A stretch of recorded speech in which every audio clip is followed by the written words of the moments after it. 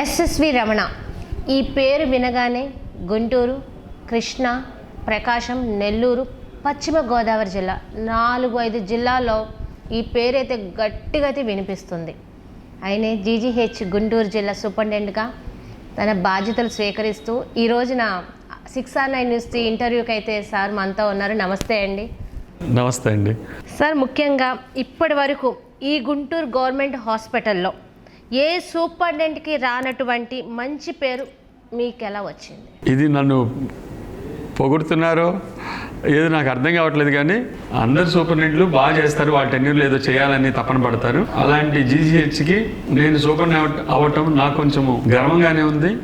అలాగే నేను ఎంతో కష్టపడ్డాను ఈ హాస్పిటల్లోనే ఆర్థోపెడిక్స్ అసిస్టెంట్ ప్రొఫెసర్గా, అసోసియేట్ ప్రొఫెసర్గా హెచ్ఓడిగా పనిచేసి ఇక్కడే ఏమన్నా మనం ఒక మార్పు తీసుకొస్తే ఎట్లా ఉంటుందని అనిపిస్తూ ఉండేది నాకు. ఎందుకంటే ఈ హాస్పిటల్ టోపోగ్రఫీ కానీ ఇక్కడ ఉన్న డాక్టర్స్ కానీ ప్రతి వాళ్ళు తెలుసు, ఇక్కడ సమస్యలన్నీ నాకు బాగా తెలుసు.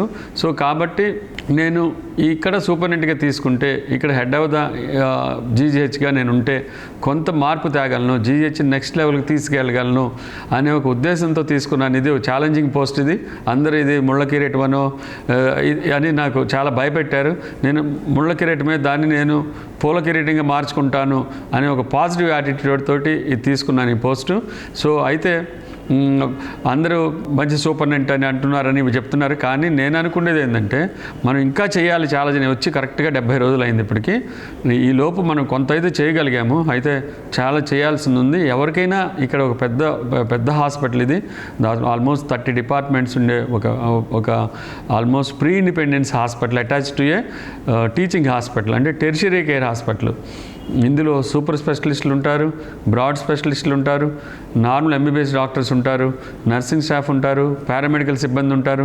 ఆల్మోస్ట్ ఇంతమంది అంటే మీకు వీళ్ళని మనము మేనేజ్ చేసుకుంటూ ఒక టీం వర్క్లా చేసుకుంటూ వచ్చే పేషెంట్ని మంచిగా చూసుకుంటూ చేయటం అనేది నిజంగా కత్తి మీద సాము లాంటిదే. అలాంటి ఒక ఛాలెంజింగ్ పోస్ట్ తీసుకున్నాను. దాన్ని ఎలా సమర్థవంతంగా నిర్వహిస్తాననేది రాబోయే రోజులు నిరూపిస్తాయని నేను అనుకుంటున్నాను. ఇక్కడ మీరు ఇప్పుడు సూపరింటెండెంట్ కాకముందు ఇక్కడ మీరు స్పందించిన సమస్యలు ఏంటి? ఎప్పటి నుంచి ఉన్న సమస్య ఏంటి? ఇప్పుడు మీరు సూపరింటెండెంట్గా అయినప్పుడు దాన్ని తీర్చినది ఆ సమస్య ఏంటి? ఏం లేదు, ఆశ్చర్యం ఏంటంటే ఇది మంచి గొప్ప హాస్పిటల్ ఇది. ఎందుకంటే ప్రీ ఇండిపెండెన్స్ హాస్పిటల్ అవ్వటం వల్ల, medical college government medical college అవ్వటం వల్ల ఇక్కడ ఆనెస్టీ, ఇంటెగ్రిటీ చాలా ఎక్కువ. డాక్టర్స్ కూడా చాలా మంచిగా ఉంటారు. అలాగే వాళ్ళు ఎక్కడ చిన్న లోపం కూడా కనిపించదు. అందరూ చక్కగా ఎవరి పని వాళ్ళు చేసి వెళ్తారు. ఇక్కడ ఒక అవినీతనో లేకపోతే నిరాదరణో కనపడదు. అలాంటి హాస్పిటల్ అని నేను అనుకుంటాను ఎప్పుడూ. ఎందుకంటే నాకు ప్రతి డాక్టర్ తెలుసు ఇక్కడ చాలా అద్భుతంగా డెడికేటెడ్గా వర్క్ చేస్తారు. అలాంటి హాస్పిటల్లో మనము అన్నీ ఉన్న హాస్పిటల్లో చాలా ఈజీ చేయటం మనకి. నేనైతే ఇది కష్టం అనుకొని ఈ సీట్లోకి రాలేదు. ఎందుకంటే అన్నీ ఉంటాయి, ఆర్గనైజర్గా చేయాలి. అందుకే నేను సాహో అనే కాన్సెప్ట్ తీసుకున్నాను. అవును, మీరు వచ్చిన వెంటనే చెప్పిన మాట కూడా సాహో జీజీహెచ్ అని మార్చుకుందాము. ఎందుకంటే ఇక్కడ అన్నీ ఉన్నాయి, గవర్నమెంట్ చక్కగా అన్ని వనరులు ఇస్తుంది. ఇక్కడ అన్ని పోస్టులు ఫిల్ అయి ఉన్నాయి, నర్సింగ్ స్టాఫ్ ఉన్నారు, డాక్టర్స్ ఉన్నారు, ఏమైనా ఎఫ్ఎన్ఓస్ ఎంఎన్ఓస్ కొంత తక్కువ ఉన్నారు. అది రొటీన్గా జరిగేదే ఇక్కడ. అంటే వాళ్ళని ఫిల్ చేస్తూ శానిటరీ వర్కర్స్ ఉన్నారు, అలాగే సెక్యూరిటీ వాళ్ళు ఉన్నారు. సో ఇంతకుముందు అయితే డెఫిషియన్సీ కనిపించేది, ఇప్పుడు ఆ డెఫిషియన్సీ కనిపించట్లేదు మనకి. అయినా కూడా డెఫినెట్గా గవర్నమెంట్ సెక్టర్లో ఉండే ఎఫ్ఎన్ఓస్ ఎంఎన్ఓస్ ఉంటే బాగా వర్క్ జరుగుతుంది. వాటి కోసం డెఫినెట్గా ఫైల్ అయితే మూవ్ అయ్యింది, అవి కూడా వస్తాయి. ఎందుకు చెప్తున్నానంటే అందరూ ఉన్న ఈ హాస్పిటల్లో ఆల్రెడీ సర్వీసెస్ బాగా జరుగుతున్న ఈ హాస్పిటల్లో, చాలా వరకు ఎక్విప్మెంట్ ఉన్న హాస్పిటల్లో, దాదాపు 10 ఐసీయూలు కంటిన్యూస్ రన్ అయ్యే హాస్పిటల్లో, 10 థియేటర్స్ కంటిన్యూస్గా రన్ అయ్యే హాస్పిటల్లో నేను వచ్చి కొత్తగా చేసేది ఏముంటుంది? అదే సాహో అని నేను అనుకున్నాను. సాహో జీజీహెచ్ అంటే ఏం లేదు, ఉన్న వాటిని సేఫ్గా మానిటర్ చేయాలి. అంటే safety to the patients, safety to the doctors. ఈ హాస్పిటల్ పేషెంట్ ఫస్ట్ అనే కాన్సెప్ట్ తోటి నేను ముందుకెళ్తూ ఉన్నాను. ఈ హాస్పిటల్లో పేషెంట్ ఫస్ట్. శంకర్ దాదా ఎంబీబీఎస్లో ఒక మాట అంటారు, పేషెంట్ని ఎమోషనల్గా చూస్తే కానీ అప్పుడు నేను వాళ్ళ పేషెంట్ని కాదు ఫ్రెండ్లీగా చేయగలనని. కానీ డాక్టర్ అంటారు పేషెంట్ని అలా చూస్తే నా బిడ్డగా చేసినప్పుడు నా చెయ్యి అయితే వణుకుతుందని. దీన్ని ఏమంటారు? నిజమేనా? అలాగే జరుగుతుంది? అలా జరగదు. ఇక్కడ ఏంటంటే ఇప్పుడు పేషెంట్ తాలూకు వాళ్ళు ఏడ్చి డాక్టర్ కూడా ఏడిస్తే అక్కడ పేషెంట్ డాక్టర్ నమ్మడు ఎప్పటికీను. డాక్టర్ ఎప్పుడు స్ట్రిక్ట్గా ఉండాలి. డాక్టర్ ఎప్పుడు ఇదిగో ఇది నేను చేస్తాను, ఇది చేయగలుగుతాను అని చెప్పి భరోసా ఇచ్చి ఆపరేషన్ సక్సెస్ అయిన తర్వాత వాళ్ళతో కూర్చొని అప్పుడు ఎమోషనల్ అవ్వచ్చు. తను అప్పుడు ఎమోషనల్ అయితే డాక్టర్కి ఏమవుతుంది, వాళ్ళు ఏంటి డాక్టర్ ఏంటి ఇదేంటి డాక్టర్ కూడా ఏడుస్తున్నాడు, డాక్టర్ బాధపడిపోతున్నాడు, ఈయనేం చేయగలుగుతాడు లోపల థియేటర్లో అనుకున్నాడు అనుకోండి, డాక్టర్ క్రెడిబిలిటీ దెబ్బతింటుంది, డాక్టర్ ఇంటెగ్రిటీ దెబ్బతింటుంది. అందుకని మనము పేషెంట్ సిచ్యువేషన్తో ట్యూన్ అవ్వాలి, కానీ మరీ ఇంక ఏడవటము ఒక డ్రామాటిక్గా అయిపోకూడదు. అది చిన్న లాజిక్ అంతే, చిన్న లైన్, ఒక చిన్న హెయిర్ లైన్ ఉంటుంది అక్కడ మధ్యలో. సో అలా. సో ఇప్పుడు సాహో కాన్సెప్ట్ తీసుకోవటం వల్ల పేషెంట్ ఫస్ట్ అనే దాంట్లో సేఫ్టీ ఆఫ్ ద పేషెంట్ చాలా ఇంపార్టెంట్. అంటే ఇక్కడికి వచ్చే పేషెంట్ సేఫ్గా, అంటే ఓపీ నుంచి వార్డు నుంచి థియేటర్కి, లేకపోతే వార్డు నుంచి ఇన్వెస్టిగేషన్స్కి వెళ్ళేలోపు సేఫ్గా ఉండాలి. సేఫ్టీ అంటే ఏంటి, మనకి చూస్తే ఒక చోట జీజెచ్లో ఓపెన్ లైవ్ వాయిస్ వేలాడుతుంటాయి, భయం వేస్తుంటాయి మనకే, అంటే ఓపెన్గా ఉంటాయి. సో అవన్నీ మనం సెట్ చేయాలి. ఇప్పుడు అలా లేదు, అన్ఈవెన్గా ఉంటాయి, వెళ్ళే దోవలో టైల్స్ పోవటము, దాంట్లో కనుక స్ట్రెచ్చర్ వెళ్తే ఎగిరి కింద పడతాడు మనకి ఆ స్ట్రెచ్చర్ మీదనే. లేదు పైన పెచ్చులు ఉడుతుంది, ఇది పాత హాస్పిటల్ 75 years హాస్పిటల్, పైన పెచ్చులు ఉడుతుంది, అది మీద పడితే అది జరిగింది కూడా ఆర్థోపెడిక్ వార్డులో ఒకసారి జరిగింది.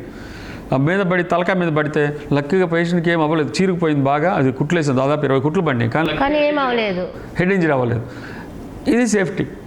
అంటే పేషెంట్ని మనం ఇక్కడికి వచ్చిన వాళ్ళని అట్లాగే పేషెంట్ సేఫ్గా వచ్చాడు, ఇక్కడ వచ్చిన ఇన్ఫెక్షన్లు అని అతనికి వస్తే, అందుకని క్లీన్గా ఉండాలి, ఇన్ఫెక్షన్ ఒకరి నుంచి ఒకరు రాకుండా ఉండాలి, హైజీనిక్గా ఉండాలి, ఇక్కడ వాతావరణం అంతా అద్భుతంగా ఉండాలి, అది సేఫ్టీ.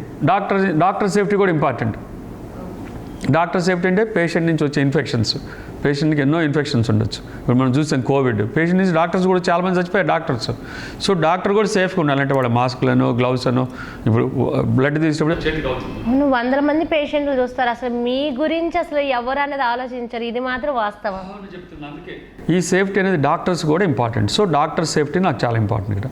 లేదు ఈ మధ్య చూస్తున్నారు డాక్టర్స్ తోలనాటము, డాక్టర్స్ దవాలను దెబ్బ కొట్టడం, ఇవన్నీ చూస్తున్నాం. సో అలాంటి సిచ్యువేషన్ కూడా ఇక్కడ చాలా చోట్ల కనిపిస్తుంది మనకి. ఎందుకంటే అంటే కొడతారని కాదు, క్లోజ్గా డాక్టర్ 1000 మంది ఒక డాక్టర్ చుట్టూతో ఉంటారు, ఎందుకంటే అంత రష్గా ఉంటుంది హాస్పిటల్.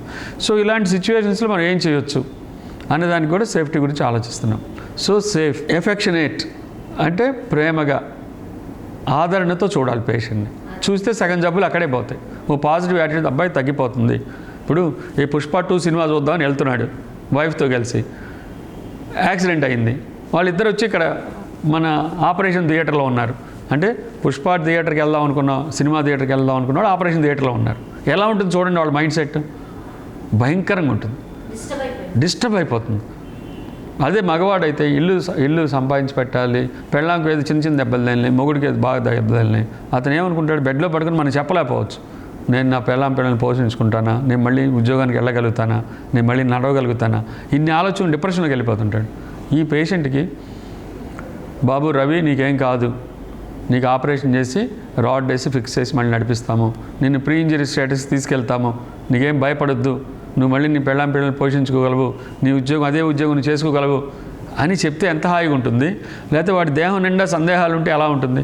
డాక్టర్లకి జ్వరాలు రావా, దగ్గులు, జ్వరాలు అండ్ ఇంకేదన్నా ఆర్గాన్లో ప్రాబ్లం అలాంటివి రావా? డాక్టర్స్ కూడా, doctor is a bad patient. Doctor దగ్గరికి వెళ్ళడానికి మొహమాట పడతాడు. నేనే డాక్టర్ని ఎవరి దగ్గరికి వెళ్ళాలని ఒక చిన్న ఫీలింగ్ ఉంటుంది. టెస్టులు చేయించడానికి నాకేం ఉందిలే అనుకుంటాడు. అందుకే చూసారు ఈ మధ్యకాలంలో డాక్టర్స్ కూడా, మధ్యన ఒక డాక్టర్ చనిపోయారు, డాక్టర్ ముస్తఫా అని. ఆయనకి డాక్టర్ దగ్గరికి వెళ్తే, అయ్యా నువ్వు సిటీ యాంజియోగ్రామ్ చేయించుకోవాలి, లేకపోతే యాంజియోగ్రామ్ అని చేయించుకోవాలి, లేకపోతే నీకు ఇబ్బంది అంటే, తను అది వాళ్ళ పిల్లకు ఎవరికి ఎగ్జామ్ ఉందని పోస్ట్పోన్ చేసుకున్నాడు. కానీ ఆయన డెత్ని ప్రీపోన్ చేసుకున్నాడు. పిల్ల గురించి తన డెత్ని ప్రీపోన్ చేసుకున్నాడు, తన హెల్త్ చెకప్ని పోస్ట్పోన్ చేసుకున్నాడు. ఆయన ఈ లోపే చనిపోయాడు, హార్ట్ అటాక్ వచ్చి. డాక్టర్ ఈజ్ ఎ బ్యాడ్ పేషెంట్కి బెస్ట్ ఎగ్జాంపుల్. ఆయన అద్భుతమైన మంచి చెస్ట్ ఫిజిషియన్ గుంటూరులో. అలాంటిది జస్ట్ 4-5 రోజుల క్రితం జరిగింది అంతే. ముస్తఫా గారు నా మంచి మిత్రులు కూడా. సో ఎందుకంటే చెప్తున్నాను డాక్టర్లు ఇలాంటి సందర్భాలు. సో ఆ డాక్టర్ ఎంత మంచి డాక్టర్ అంటే పేషెంట్ గురించి ఆలోచిస్తారు, తన గురించి ఆలోచించుకోలేకపోయారు. సో ఇలాంటి సిచ్యువేషన్ చాలాసార్లు జరుగుతాయి. టైం దొరక్క ఇప్పుడు బిజీ డాక్టర్ ఉంటాడు, తన గురించి తను ఆలోచించే టైం దొరకదు, తను ఏదో చెకప్ చేయించుకుంటే తనకు టైం దొరకదు. నేను కూడా అదే ఎగ్జాంపుల్. ఇంట్లో తల్లిలాగే బిడ్డలకు అన్ని చూసుకుంటారు కానీ తల్లి సేమ్ అంతే, డాక్టర్ సిచ్యువేషన్ అలాగే ఉంటుంది.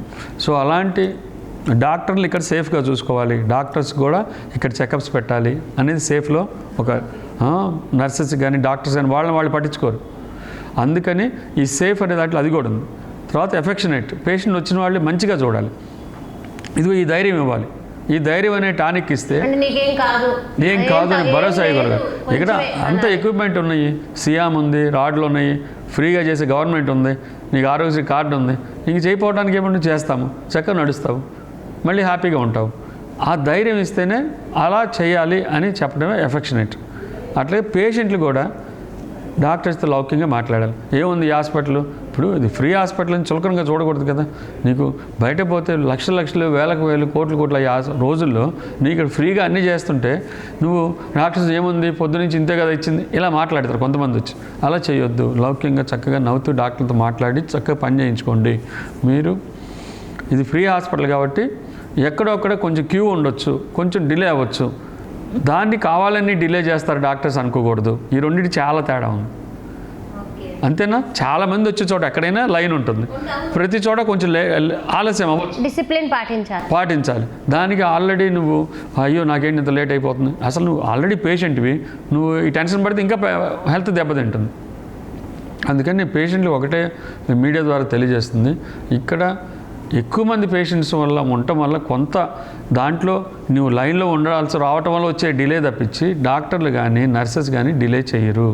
ఇక్కడ ప్రతి పేషెంట్ మాకు ఇంపార్టెంటు, ఎమర్జెన్సీ పేషెంట్ అయినా ఎలెక్టివ్ పేషెంట్ అయినా మాకు చాలా ఇంపార్టెంటు, మీ సేఫ్టీయే మాకు చాలా ఇంపార్టెంటు, మేము మంచిగా చూస్తాము, మీరు ఆ నమ్మకంతో ఉండండి, దేవుడి దగ్గరికి డాక్టర్ దగ్గరికి నమ్మకంతో రావాలి అని చెప్తూ ఉంటాను. అది ఎఫెక్షనేట్. సార్, స్ట్రెస్ అనేది మీకు ఉంటుందా? స్ట్రెస్కి మీరు కూడా టాబ్లెట్స్ వాడతారా? అంటే డాక్టర్స్ టాబ్లెట్లు స్ట్రెస్కి వేసుకున్నారు, తలనొప్పికి వేసుకున్నారంటే ఒక ఆశ్చర్యం, అది మీరు కూడా వేసుకుంటారా? స్ట్రెస్ అనేది డాక్టర్ వెరీ కామన్ ఫ్యాక్టర్. అందుకే ఇప్పుడు ఉన్న సొసైటీలో ఇక్కడ త్రూఅవుట్ ద గ్లోబ్ డాక్టర్స్కి లాంగివిటీ తగ్గిపోతుంది, కామన్ మ్యాన్కి లాంగివిటీ పెరుగుతుంది. ఎందుకు?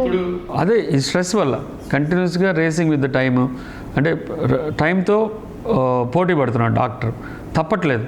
ఇప్పుడు కొంతమంది బిజీ డాక్టర్స్ ఉంటారు, లేకపోతే కార్డియక్ సర్జన్స్ ఉంటారు, లేకపోతే బ్రెయిన్ మీద సర్జన్స్ ఉంటారు, వాళ్ళు ఒక్కో సర్జరీ 5-6 గంటలు పడుతుంటారు, నుంచొని చేయాలి అంతసేపు. సో ఆపరేషన్ చేయటం ఒకటి, స్ట్రెస్ ఒకటి, వాళ్ళ గురించి వాళ్ళు ఆలోచించుకుని టైం ఉండదు ఒకటి. వీటి వల్ల డాక్టర్స్, అదిగాక డాక్టర్స్ కూడా ఈ స్ట్రెస్ వల్ల డయాబెటీస్ వస్తుంది, హైపర్ టెన్షన్ వస్తుంది, ఇలాగ ప్లస్ ఎక్కువ కదలడానికి వీలు ఉండట్లేదు డాక్టర్లకి. సో దాంతో లావ్ అయిపోతారు, ఒబేసిటీ. సో ఒబేసిటీ అనేది ప్రతి సిటీలో ఉంది. సో ఒబేసిటీ ప్రతి సిటీలో ఉంది. సో ఒబేసిటీ సిటీలు ఒబేసిటీకి వచ్చేస్తున్నాయి. ఎందుకంటే మనకి సెడెంటరీ లైఫ్ అయిపోయింది. ఎందుకంటే ఎక్కడ పట్టినా కంప్యూటర్లు, ఎక్కడ పట్టినా హాయి కూర్చొని సెల్ ఫోను. సో మనం ఫిజికల్ యాక్టివిటీ అసలు చేయట్లేదు. సో కాసేపు నడవటం అది లేకుండా పోయింది.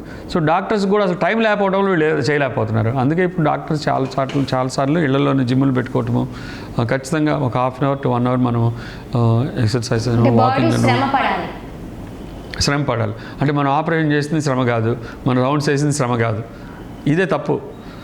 అది కాదు,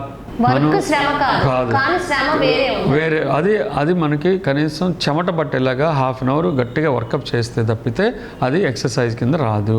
బాడీ టోనప్ అవ్వదు, మజిల్ బిల్డప్ అవ్వదు, బీపీలు షుగర్లు తగ్గవు, ఇలాంటి సిచ్యువేషన్. అంటే ఈ వాకింగ్ చెమట పట్టడం అంటే హార్ట్ బ్లడ్ సర్క్యులేషన్కి ఏమన్నా దీనికి మెరుగుపడడానికి, అంటే కార్డియక్ ఎక్సర్సైజ్ అంటాం వీటిని. అంటే ఇప్పుడు మనకి కొరోనరీ ఆర్టరీస్ అంటాం, రక్తం హార్ట్కి సప్లై చేసే వెసల్స్లో బ్లడ్ క్లాట్ అవుతుంది. మనం నడవటం వల్ల కానీ, ట్రెడ్మిల్ చేయటం వల్ల కానీ, కార్డియక్ ఎక్సర్సైజ్ చేయటం కానీ, ఇవి చేయటం వల్ల డెఫినెట్గా ఆ వెసల్స్ అవే వాటి అంతటా ఆ బ్లాక్లు అవే పోతాయి. అందుకని మనము ఇది గట్టిగా చెప్తాం అనమాట మేము, ఈ కార్డియక్ ఎక్సర్సైజ్ చేయండి, ఏరోబిక్ ఎక్సర్సైజ్ చేయండి అని చెప్తాం. ఎందుకంటే ఇదే రీజన్. ఎస్ఎస్వి రమణ గారి ప్రస్థానం ఎక్కడి నుండి మొదలుపెట్టారు? ఎక్కడి నుంచి మొదలుపెట్టారు? మాది ఇక్కడ దగ్గరలో ఉన్న పల్లెటూరు. నేను తెలుగు మీడియంలో చదువుకున్నాను, జెడ్పీ హై స్కూల్లో. జన్మస్థలం కూడా అక్కడే? అక్కడే పుట్టి అక్కడే పెరిగాను నేను. ఇక్కడ నుంచి దాదాపు ఒక 30 కిలోమీటర్స్ ఉంటుంది, గణపవరం చిలకలపేట దగ్గర. సో అక్కడ మా ఇంట్లో ఎవరు డాక్టర్స్ లేరు.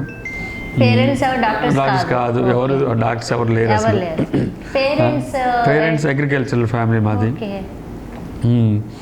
సో మా ఫాదర్ అనేవారు, అరే నువ్వు డాక్టర్ కావాలి, ఈ ఒక్క మాట పట్టుకొని నేను అదే ఆ ఊర్లో అందరూ అక్కడక్కడే ఉండటం వల్ల నేను అందరూ చూస్తే ఎవరు డెవలప్ అవ్వలేదు. అక్కడ చిన్న చిన్న కంపెనీస్కి వెళ్ళటము, 10th క్లాస్తో ఆపేయటము, లేకపోతే 10th క్లాస్ ఫెయిల్ అవ్వటం, ఇలా ఉండేది. నాకు ఇలా ఎందుకు ఉండాలి మనం అని రివర్స్లో ఆలోచించేవాడిని. రివర్స్లో ఆలోచించి కొంతమంది దాంట్లో దాంట్లో అందరూ అక్కడే ఉండిపోతారు కదా, అక్కడే అవే చిన్న చిన్న వర్క్ చేసుకుని ఉండిపోతారు. కానీ మీరు ఆలోచించాను, మనం ఇలా కాదు, మనం డిఫరెంట్గా కొంచెం గొప్పగా అవ్వాలి. మనం అందరు చదువు కాకుండా ఇంకేమైనా డిఫరెంట్. ఈ ఊళ్ళో ఎవరు మనకి డాక్టర్స్ అనేవాళ్ళు లేరు, మా ఫ్యామిలీ లేరు. అంటే నాన్నగారి ఆశయం అది. సో దాని గురించి ఆయన చదివించారు. ఇంటర్మీడియట్ చదువుకున్నాను నేను. ఇక్కడికి వచ్చి రవి కాలేజీలో కోచింగ్ తీసుకున్నాను. ఇక్కడ ఇండిపెండెంట్ కోచింగ్ ముజీర్ వీళ్ళందరూ ఉన్నారు కదా, చలపతిరావు గారు వీళ్ళందరూ ఇక్కడ గుంటూరు వచ్చారు. అప్పుడే గుంటూరు రావడం నేను. అప్పుడు ఇక్కడ 1 నెల రోజులు ఉండి కోచింగ్ తీసుకుని వాళ్ళ ఇంటికి వెళ్ళి, మొదటిసారి రాలేదు, రెండోసారి వచ్చింది. రెండోసారి వచ్చినా కూడా అది వైజాగ్లో వచ్చింది, ఆంధ్ర మెడికల్ కాలేజీలో వచ్చింది. అక్కడే చదువుకున్నాను. మొత్తం MBBS MS చదువుకున్నాను. సో ఆ తర్వాత మళ్ళీ నేను ఇక్కడ రావడం టీచర్గానే వచ్చాను, అసిస్టెంట్ ప్రొఫెసర్గా. నేను ఇక్కడ ఎప్పుడు చదువుకోవాలి. నేను ఇక్కడికి 98లో వచ్చాను. నేను 98లో వచ్చాను. సో నేను చదువుకుంది అయితే అక్కడ, ఊరైతే ఇక్కడ కాబట్టి మళ్ళీ గుంటూరు డిస్ట్రిక్ట్కి రావాలనే ఉద్దేశంతో మళ్ళీ వచ్చి గుంటూరులో ఈ కాలేజీలో అసిస్టెంట్ ప్రొఫెసర్గా వచ్చాను నేను. తర్వాత మధ్యలో అటు ట్రాన్స్ఫర్స్ అయినా కూడా మళ్ళీ వెనక్కి వచ్చి మనకి ఇక్కడే నేటివ్ ప్లేస్ కాబట్టి. మీకు ఈ వృత్తిలో అంటే 1998 నుంచి స్టిల్ ఇప్పటి వరకు మీకు తలనొప్పిగా అనిపించి నాకెందుకు ఈ డాక్టర్ వృత్తి అన్న సందర్భం ఎప్పుడైనా ఎదురైందా? నాకు డ్యూటీ ఈజ్ గాడ్, అంతేను. అందుకని మనం ఏదైనా సరే ఇష్టంగా చేస్తే అది కష్టం అనిపించదు. నేను అట్లా అనుకుంటాను ఎప్పుడు. సో నేను ఎప్పుడు తలనొప్పి వచ్చిందను, జలుబు వచ్చిందను నేను ఎప్పుడు లీవ్ పెట్టలేదు. అస్సలు ఎప్పుడు లీవ్ పెట్టలేదు. నేను ఈ కారణాలతో అయితే లీవ్ పెట్టలేదు. చాలా తక్కువ లీవ్లు పెట్టాను నేను. ఈ కారణాలతో అయితే అసలు లీవ్ పెట్టలేదు నేను ఎప్పుడు. ఏదన్నా పేషెంట్ది మీకు టాస్క్గా ఎదురైందా? పోనీ ప్రతి patient each patient is a task అండి. కానీ మీకే ఒక సమస్య, ఎలాగా కానీ రీచ్ చేయలేకపోతున్నాను, ఎలాగా కానీ చెయ్యాలి అని ఒక రకమైన పరిస్థితులు ఎటు కాని విధంగా ఉంటాయి. అందులోంచి సక్సెస్ అయిన సందర్భం, టాస్క్గా ఎదురైన సందర్భం ఉందా? లేదు, అసలు ఎప్పుడు నాకైతే ఫెయిల్యూర్ రేట్ చాలా తక్కువ. నేను ఏం చేసినా సక్సెస్ అయ్యేది. అందుకే నాకు ఎప్పుడు నేను ఎక్కడ పని చేసినా, ఆపరేషన్ చేసినా, మాట్లాడినా, ఓపీ చూసినా నాకు ఎప్పుడు ప్రాబ్లం ఉండేది కదా. డాక్టర్ పేషెంట్ రిలేషన్షిప్ అది చివరికి అస్తవాస్ అంటారు. మామూలు కామన్గా జరిగేది కామన్గా అనేది అస్తవాస్ అంటారు. బట్ ఇది డాక్టర్ పేషెంట్ రిలేషన్షిప్ అని నేను అంటాను.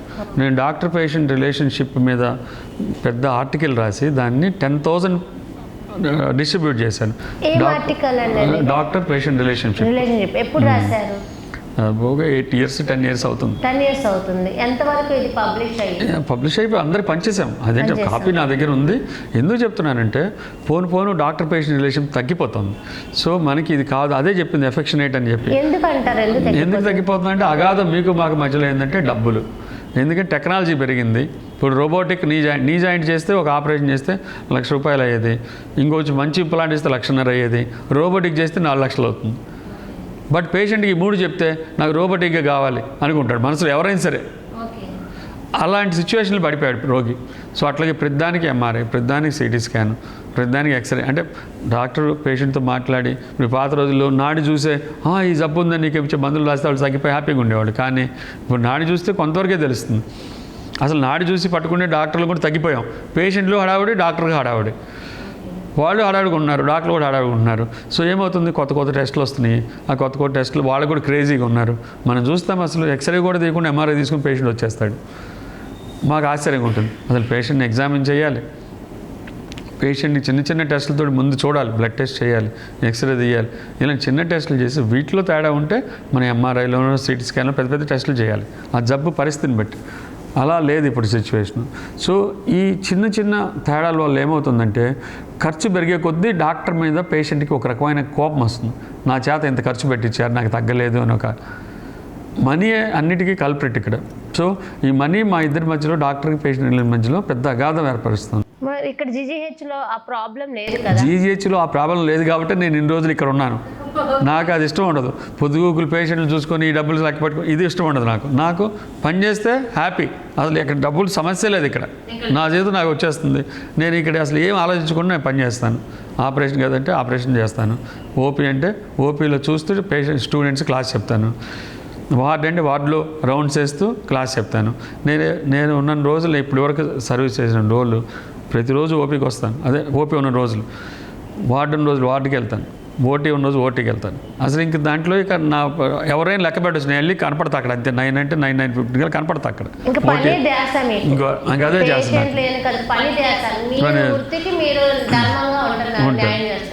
అట్లా అలవాటు, నాకు అంత అలవాటు చేసుకున్నాను. ఎందుకంటే మనకి ఎప్పుడైనా చిన్నప్పటి నుంచి వచ్చిందే ఒక హ్యాబిట్. ఆ హ్యాబిట్ రిపీటెడ్గా చేస్తే అదొక కల్చర్, అదొక ట్రెడిషన్ అవుతుంది. ఆ ట్రెడిషను కొన్ని రోజులు కొన్ని ఇయర్స్ పాటు చేస్తే అది కల్చర్ అవుతుంది. అది నా కల్చర్. సో దీంట్లో ఎంతోమంది పేషెంట్స్ వస్తారు కాబట్టి వాళ్ళు చక్కగా మాట్లాడటము, వాళ్ళు కన్విన్స్ చేయటము, వాళ్ళ కాన్ఫిడెన్స్లో ఇంక్రీజ్ చేయటము, వాళ్ళకి ట్రస్ట్ వర్దినెస్ ఇంక్రీజ్ చేయటము, ఇవి మనం చేస్తే అదే patient doctor relationship. Sir, Guntur GGH సూపరింటెండెంట్గా బాధ్యతలు తీసుకున్న తర్వాత మీరు ఒక ప్రణాళిక రూపొందించుకున్నారు. అదే నేను అనుకుంటుంది. ఈ సాహోలు అన్నీ ఉన్నాయి. వీటిని ఒక్కో చోట safe, affectionate, healthy, organised GGH అన్నీ ఉంటాయి. ఇక్కడ ఆర్గనైజ్డ్గా ఉండవు. అక్కడ ప్రతి చోట ఇప్పుడు నేను వెళ్ళి ఇది ఆర్గనైజ్డ్గా లేదు, ఇక్కడ ఇది సరి చేసుకోండి, ఇక్కడ డస్ట్ ఉంది, ఇక్కడ పిచ్చి పిచ్చిగా అన్నీ పెట్టుకున్నారు, ఇక్కడ అన్నెసరీ థింగ్స్ ఉన్నాయి, ఇక్కడ క్లీన్లీనెస్ లేదు, ఇక్కడ ఈ బెడ్స్ ఇట్లా ఉన్నాయి, ఈ బెడ్స్ మార్చుకోండి, ఇలాగ ఇవన్నీ చెప్తే చాలా అయిపోయింది. దీనికి ఏమో డబ్బులు ఏమో. ఓకే, ఏ డిపార్ట్మెంట్లో అయినా ఒక రాజకీయం అంటే ఒక పొలిటికల్ రాజకీయ నేతలే కాదు, ఏ డిపార్ట్మెంట్లో అయినా రాజకీయం అనేది ఖచ్చితంగా ఉంటుంది. నమ్ముతారా? అయితే మీరు ఎంత కరెక్ట్గా చూసుకున్నా సరే మీ వెనక మీ నర్సులే కానీ, అటెండర్లే కానీ, ప్యూన్లే కానీ ఏదో ఒక ప్రాబ్లమ్లో ఎదుర్కొంటూ ఉంటారు. ఇంకా వల్ల కాక మీ దగ్గరకు వచ్చినప్పుడు వాళ్ళు మీరు ఎలా రిసీవ్ చేసుకుంటారు? సమస్యలన్నీ ప్రతి చోట ఉంటాయి. ఎందుకంటే ఇది పెద్ద ఆర్గనైజేషను. ఎక్కడెక్కడి నుంచో డిఫరెంట్ పీపుల్, డిఫరెంట్ కల్చర్స్ నుంచి మేల్స్, ఫీమేల్స్, ఇంత డిఫరెంట్ కల్చర్స్లో వస్తారు ఇక్కడికి. ఏజ్ డిఫరెన్స్ ఉంటుంది, ఒక జనరేషనే డిఫరెన్స్ ఉంటుంది. సో డిపార్ట్మెంట్స్లో హెచ్ఓడి నుంచి కిందకి అసిస్టెంట్ ప్రొఫెసర్ చూసుకుని చాలా జనరేషన్ గ్యాప్ వచ్చి అదొక గోల్ అవుతూ ఉంటుంది. అలాగే రీజియన్స్ గోల్ అవుతుంటుంది. ఇలా జరుగుతూనే ఉంటాయి. అన్ని చోట్ల ఉంటే మన హాస్పిటల్ ఉంటుంది. అయితే ఇక్కడ తక్కువ ఉన్నాయి. ఒకవేళ నేను ఇక్కడ ఉన్న రోజులు నేనైతే సాల్వ్ చేయగలను అని ఒక చిన్న నమ్మకం నాకు ఉంది. ఎందుకంటే చేయగలుగుతాను. అలాగే చిన్న సమస్యలు అక్కడ ఇక్కడ ఉంటాయి. అందుకే నేను యాక్చువల్లీ నా పీజీ స్టూడెంట్స్ కూడా నేను డిపార్ట్మెంట్ ఎప్పుడు నో పాలిటిక్స్, ఇక్కడ పాలిటిక్స్ చేయొద్దు, ఎవరు ప్రశాంతంగా ఉండండి, ఎవరి పని వాళ్ళు స్టూడెంట్స్ చదువుకోండి, మీ పనే ఉంది, ఇంకా ఏమొద్దు, ఓన్లీ చదువు గురించే మాట్లాడండి, చదువు గురించే ఆలోచించండి. ఒకరికి పుల్లలు పెట్టము, తంపులు పెట్టడం చేయకండి, ఒకరి మాటలు ఒకళ్ళు మోయకండి, పాలిటిక్స్ చేయకండి, డిపార్ట్మెంట్ ప్రశాంతంగా ఉంచండి. మీకు ప్రాబ్లమ్స్ ఉంటే నాకు చెప్పండి. ఇది నా డైలాగ్ అసలు. త్రూ అవుట్ కొత్త బ్యాచ్ వచ్చిందంటే ఇవన్నీ చెప్తా, నో పాలిటిక్స్ అని గట్టిగా చెప్తా. ఎందుకంటే వాళ్ళు ఎక్కడి నుంచి వస్తారు, వాళ్ళు ఏదో ఒక అసిస్టెంట్ ప్రొఫెసర్కో ఏదో ప్రొఫెసర్కో కొమ్ము కాసి వాటి నుంచి ఇటు నుంచి క్యారీ చేస్తూ ఉంటారు. ఇలా చేయొద్దు. ఇలా చేస్తే డిపార్ట్మెంట్ దెబ్బతింటుంది. మీ పని మరి చూసుకోండి, చక్కగా చదువుకోండి. ఇక్కడికి వచ్చింది మీరు మీ పేరెంట్స్ పంపించింది చదువుకోవడానికి.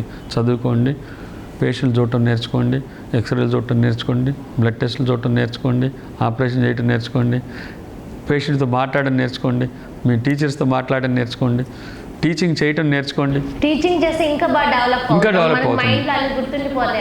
మంచి మాట. నేను నా చిన్నప్పుడు బాగా చిన్నప్పుడు 7, 8, 9, 10 చదివేటప్పుడు మా ఇంటికి ఎవరు వచ్చినారే నువ్వేమవుతారో అనేవాళ్ళు. నేను టీచర్ అవుతా అనేవాడు. మా బామ్మ ఉండి తిట్టేది, నువ్వు బతకరాని బడిపంతులు అవుతావా, మీ నాన్న నువ్వు డాక్టర్ అవ్వాలంటాడని చెప్పి గొడవ వేసేది, కోప్పడుతుండేది. సరే మొత్తానికి ఏదో అదృష్టం డాక్టర్ అయ్యాము. అయితే నాకు ఈ టీచర్ అవ్వాలని మాత్రం లోపల ఉండిపోయింది. నేను అప్పుడు మాస్టర్ డిగ్రీ చేస్తే మెడికల్ కాలేజ్ టీచర్ అవ్వచ్చని, ఎంబీబీఎస్ అయ్యేసరికి తెలుస్తుంది కదా ఎవరికైనా.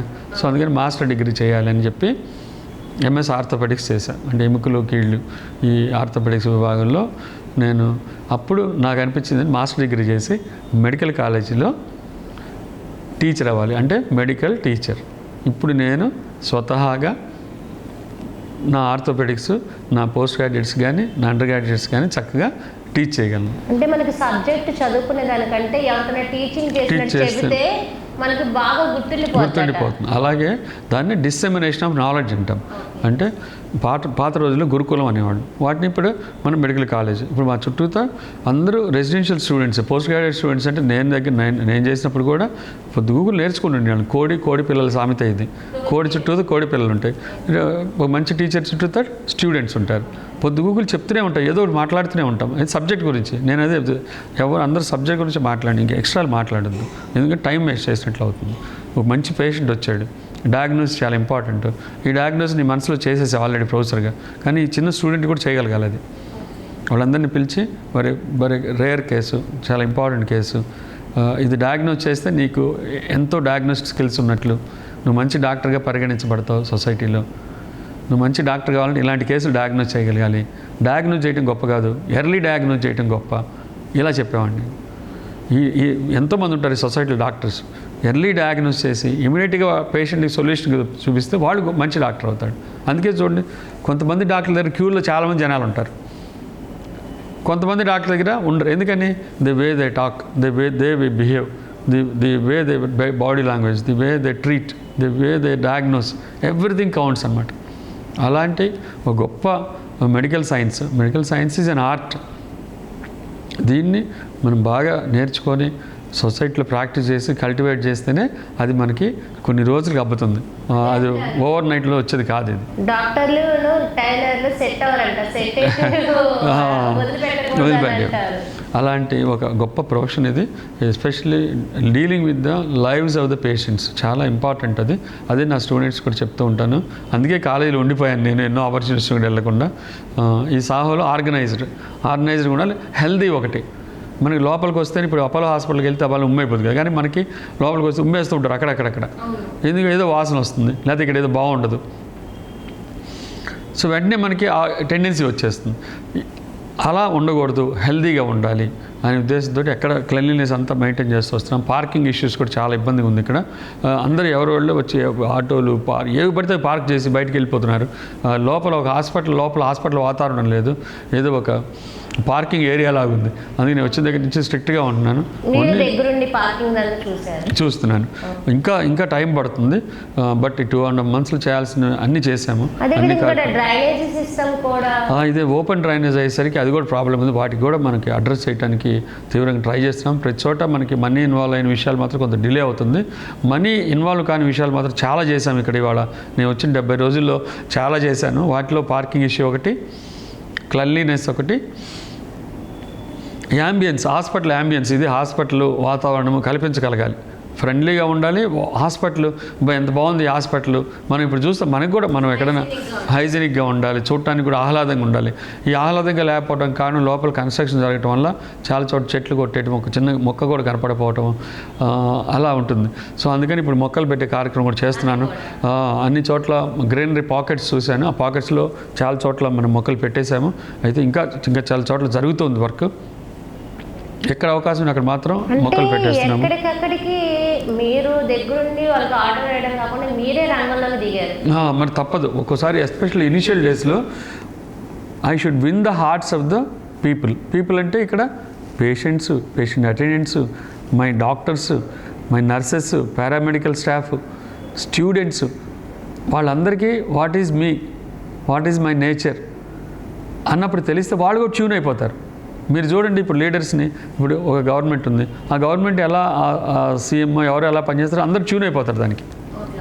ఐఏఎస్ ఆఫీసర్ కానీ పోలీసు అందరూ ట్యూన్ అయిపోతారు ఆటోమేటిక్గా. అట్లాగే ఉంటుంది ఇక్కడ కూడా సిస్టమ్.